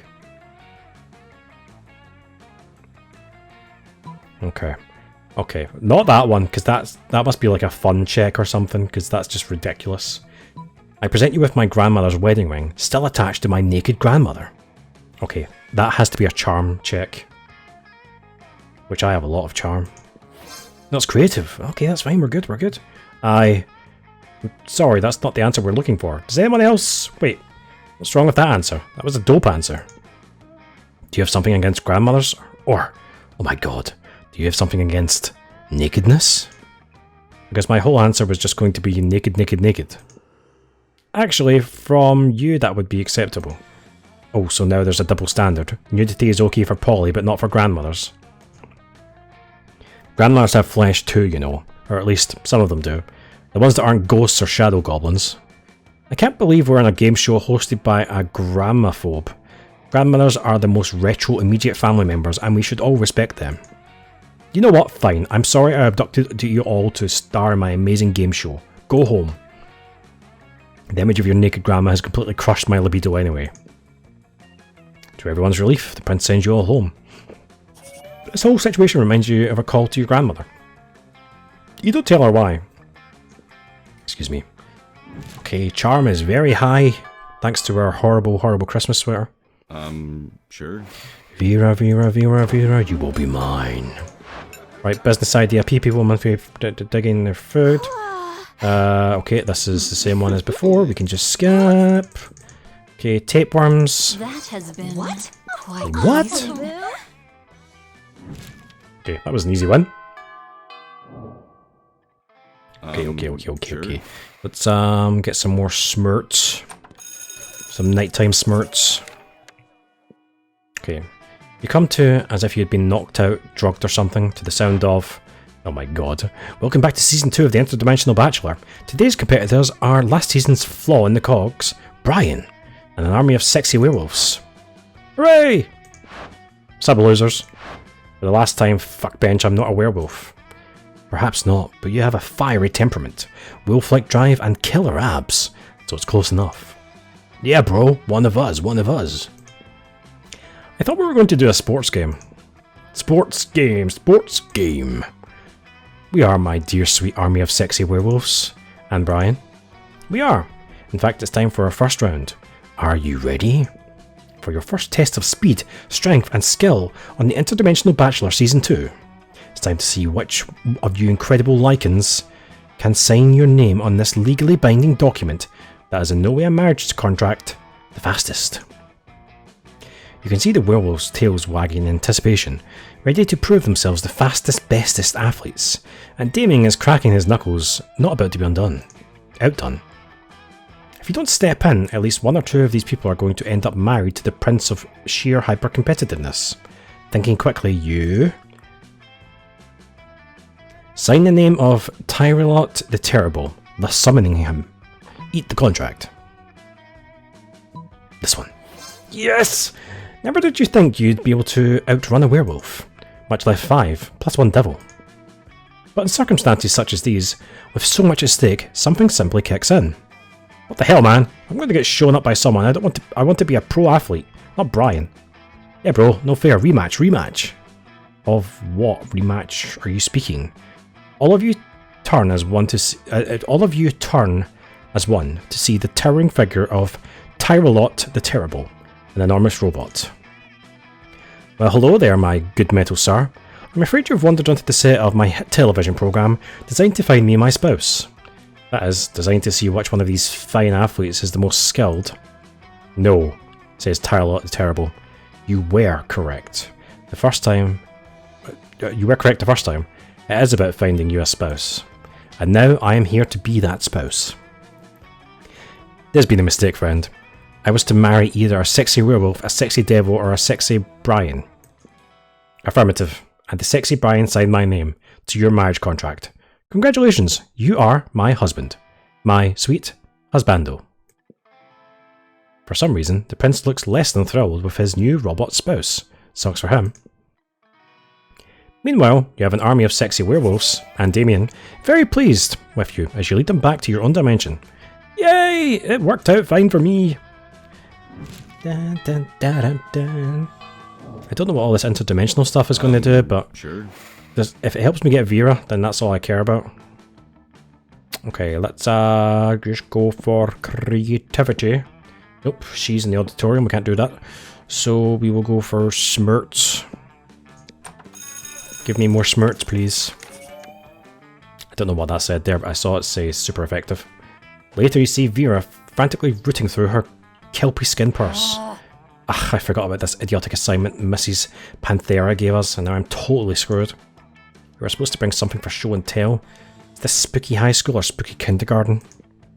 And it's supposed to say something about who we are. I don't want any of my loser classmates to know things about me. No offense taken, Vera. All I have in my purse are tampons, some coke, and some money. What can I present that's interesting but won't get me arrested for possession of drugs? Show your fierce body. Show your superiority.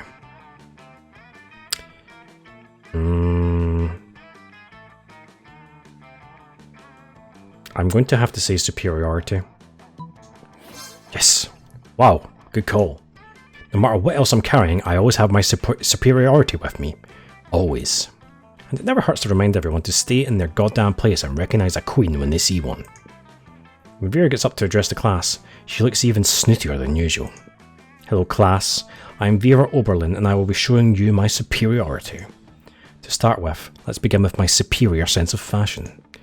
This is bolstered by my wealth, which allows me to purchase the clothing with my superior taste dictates. In addition to being richer and better dressed than you are, I am also wealthier and more fashionable. Damn son, Vera sure is superior. Good thing you recognised her superiority, because now she gained an A+, and you got some smarts and charm. Yes! Okay, things are looking pretty goddamn good this time around. Let's Sure. let's talk to Vera, my love. Okay. Pathetic. Stop, this is a cool people table where only cool people are allowed. So mainstream. I would agree with what Vera just said, but agreeing is something only uncool people do. Wouldn't you agree, Vera? Nice try. But I think we're getting away from the point. The interloper still wants to sit with us. Well, if he wants to sit with us, he's going to have to prove he's as cool as we are. But without, like, trying to prove it. Trying is so uncool. So what's it going to be? Well, I guess I'll be going then, because there's no way anyone could ever be as cool as Liam. Let me ask you this. Would an uncool person be giving Vera 50 monster dollars right now? I don't have 50 monster dollars. So that's an automatic fail. So I have to go for the top one. Wait, was that sarcasm? Oh, of course not. Brian was clearly being totally sincere. There it was again. Are you two doing this on purpose? Then why on earth would we do that? Yeah, I can't tell whether you're being sincere or ironic. It's so cool. Everyone knows clear and efficient communication is the least cool thing of all. You've wooed me with your open disdain for language. I can't tell if you're being serious or not.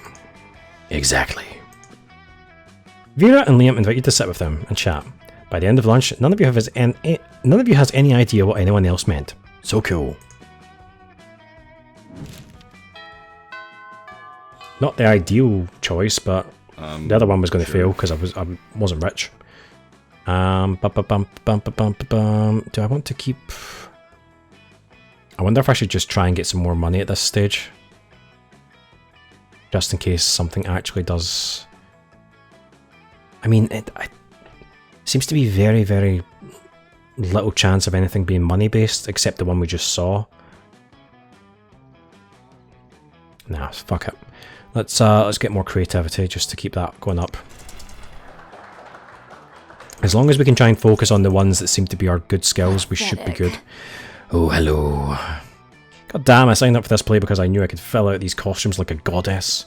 But now I'm starting to think, I may actually hate acting, which is weird because I love lying. And that's your fucking problem, Vera. You shouldn't be lying, you should be living truthfully under imaginary circumstances. Duh. What?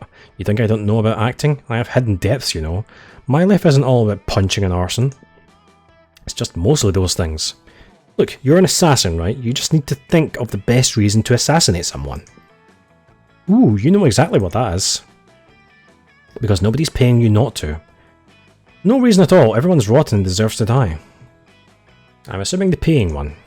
Hey, so you're saying all this time I've been focusing on converting living people into customers. Instead I could be converting non-customers into dead people. I must say there is a sort of elegance to it. Wait, people will pay you not to kill them? Dude, I should either be getting paid a lot more money or killing a lot more people. Either one's a win for me. And as for you, Vera, all you have to do is pretend each of your victims is the play. Each of the victims in the play is somebody who owes you money. Oh, is that all? That's easy. You probably all do. Remind me, am I supposed to use fake knives for the killings, or real ones? Whatever helps you get into character, darling. Damn, Damien has a secret skill set in the arts. Wild. You seem to have really helped Vera find her true passion for acting. Or at least for killing. Not that she really needed help with that anyway. Creativity and smarts. Yay! We are really piling on the points in those areas. Come on, Vera, please. Love me, sure. Vera. Love me. Let's go for more creativity.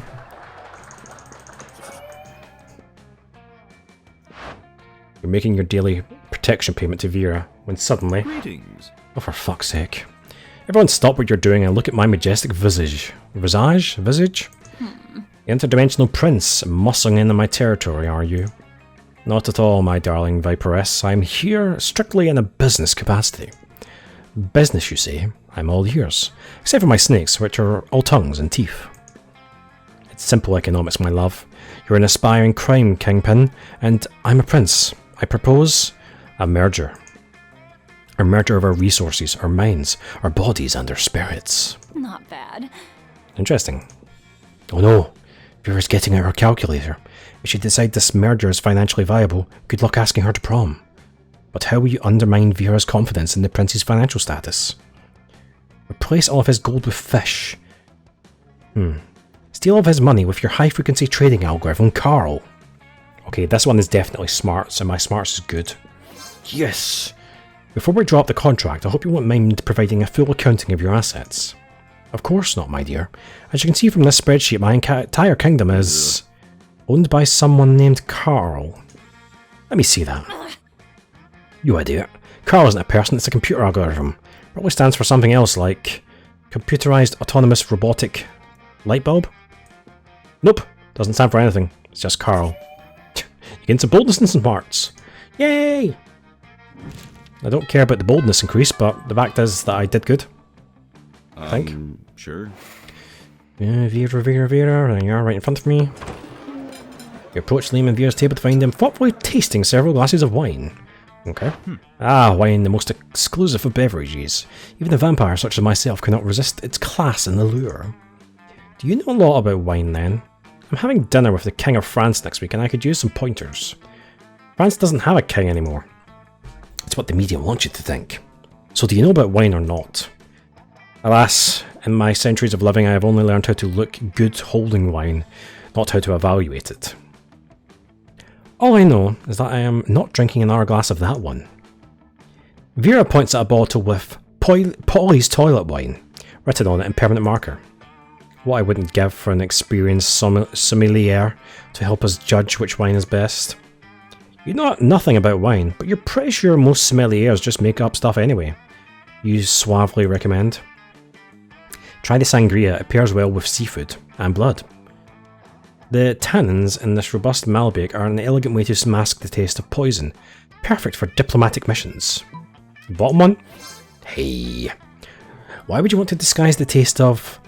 Oh, you're going to poison someone, of course you are. You're always poisoning people. Quiet, no I'm not. People in no way directly associated with me are always poisoning people, as soon as they strike again. France has suffered under its unjust king for too long. Plus, he called me fat at a party once when I was 11. Who is this king you keep talking about? I'm telling you, France doesn't have a king anymore. Soon, Liam. Soon. Vera's so thankful to you for solving her assassination problem, she lets you braid her snakes. You get bit a few times, but it's so worth it. Ooh, yeah. Okay, things are going really well this time around. Sure. If I cannot get Vera, I do not know what else to do. Let's just keep going for the smarts and creativity. Rehearsal for the play are going as smoothly as they do at any school populated by monsters. As a good castmate, you're more than happy to run lines with Vera, and not just because she looks great in her costume. And for doing that with a mouldy grapefruit, and with my mother no less, you must die. And then the director said I could improvise any kind of assassination I want. Now, I'm someone with a reputation for knowing a thing or 10 about murder, so I don't want to just go with some run-of-the-mill knife through the eye kind of deal. What kind of unexpected onstage murder would really knock him dead, so to speak? Bore them to death. A complicated killing machine involving jello pudding, a ceiling fan, and a chrysanthemum.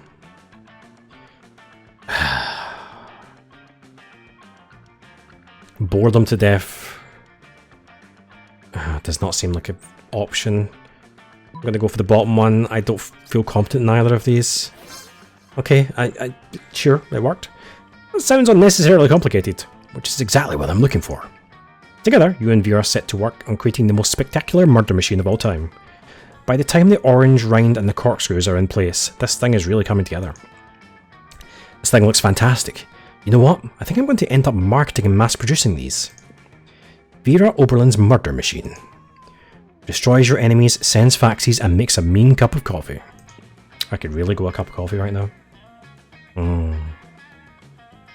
And since you did have a small part in suggesting it, there can be some small print at the bottom. Original murder conceived by Brian. A machine that will wall the audience on stage and the consumer audience as well. And wall them it does, as it becomes an instant bestseller, uniting you and Vera forever in an adventure of theatre, entrepreneurship and bloodshed. From the pre-sales you gain some money, and not to mention Vera's admiration and boldness. Ooh, my boldness is now 1. Okay, final week, here we go. This is where it all counts. Sure. Even though I don't know if anything counts, but who cares? Let's just get Vera. Come on. I really, really, really want it. The teacher hands back your latest tests. Vera glares at hers. all her snakes hissing. Uh-oh. This is ridiculous. I mean, an A+ is nice, sure, but look at this joke of a test. Monster history. What's the point of this? Nobody has ever become a millionaire thanks to their knowledge of monster history. High school isn't preparing me for real life. It's just preparing me for mediocrity. This is outrageous. I'm allergic to mediocrity. You there, I need a pep talk. Tell me about my bright career prospects. Hello, Damon Dictator. How are you doing? You're just in time for the possible end of this run where I might finally get to take Vera, the snake mama, to prom. It's going well. We just need to get through this last week and we're all good. My job skills are being the best, having fabulous hair, and telling people they're really ugly. There's got to be a job out there for me, and you're going to tell me what it is. There wasn't even a really in here. Telling people they're ugly, but I said telling people they're really ugly. Man, my brain is fucked. Right, now.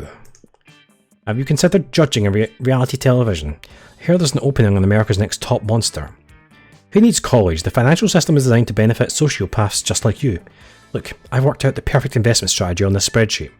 Okay, my smarts are through the roof. This should be easy. Yes!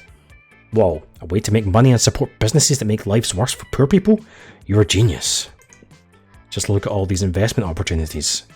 A toy store that sells guns to toddlers. A construction company that only bulldozes ugly people houses. This company is just building a giant missile to blow up the moon. And the return of interest is incredible. Ruining lives has always been a hobby of mine. I didn't know it could be so lucrative. And you didn't know unethical business practices could be so romantic. But some money and creativity. Okay, okay. We have 2 more choices to improve my standing here. Sure. Where are you? Up here with Damien. You find Damien and we are contemplating a huge slab of... Oh, it's a primate one. Okay, we can skip this because we know the answer to this one. That one. Skip. Okay. The last evening before prom. Sure. Okay, what do we want to do for the final evening? I feel like just go for smarts again. Might as well. Just to give it a little bit of an edge. So, soon after, you hurry away to join Vera for an after-school rendezvous. She's arranged a romantic evening at the stock exchange. There you are. So happy to see you've joined me here. I have momentarily forgotten my hatred for all beings.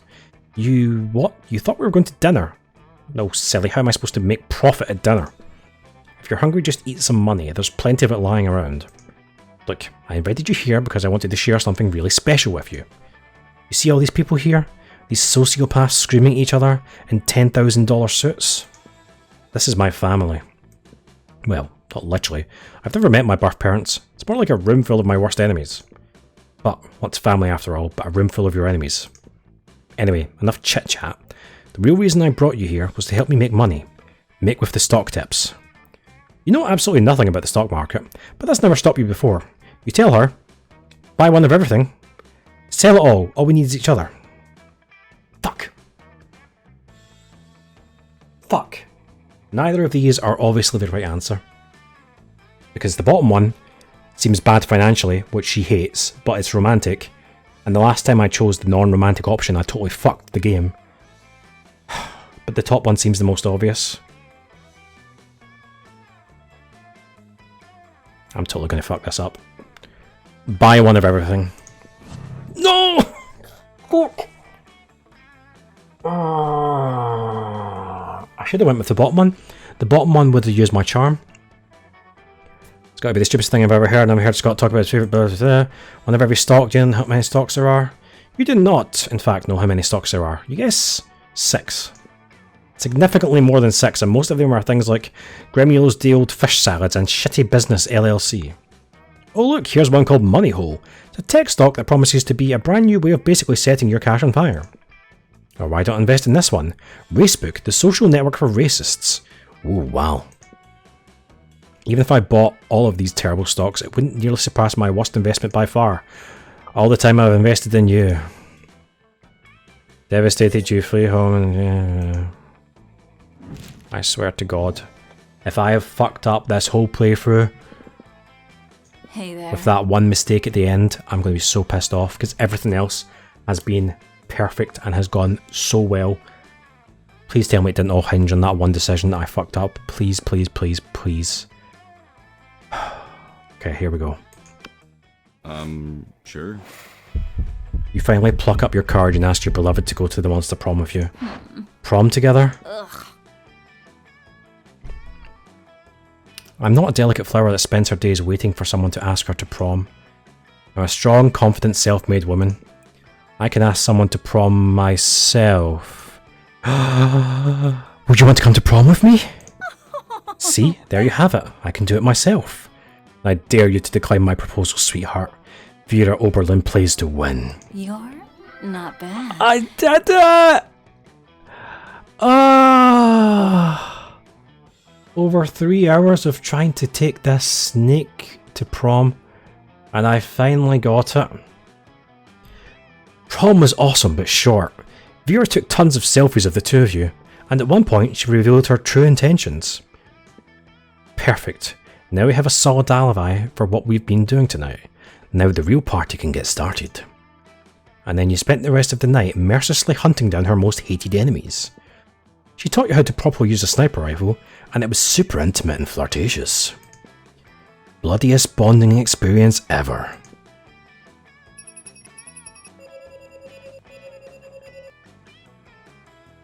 Wait. Why does the ending still say 0 with 34? What the fuck? We went to prom. Why am I most likely to get an anal bleaching? I don't understand this game. That's an ending. It still. Why do I feel like I still lost?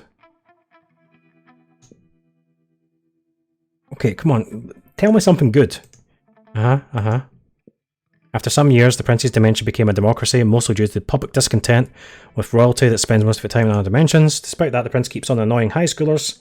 Still wrong on so many levels. Vera realised she was a character in a video game, which infuriated her. She spent her life making connections and building power because she's not a part of the game.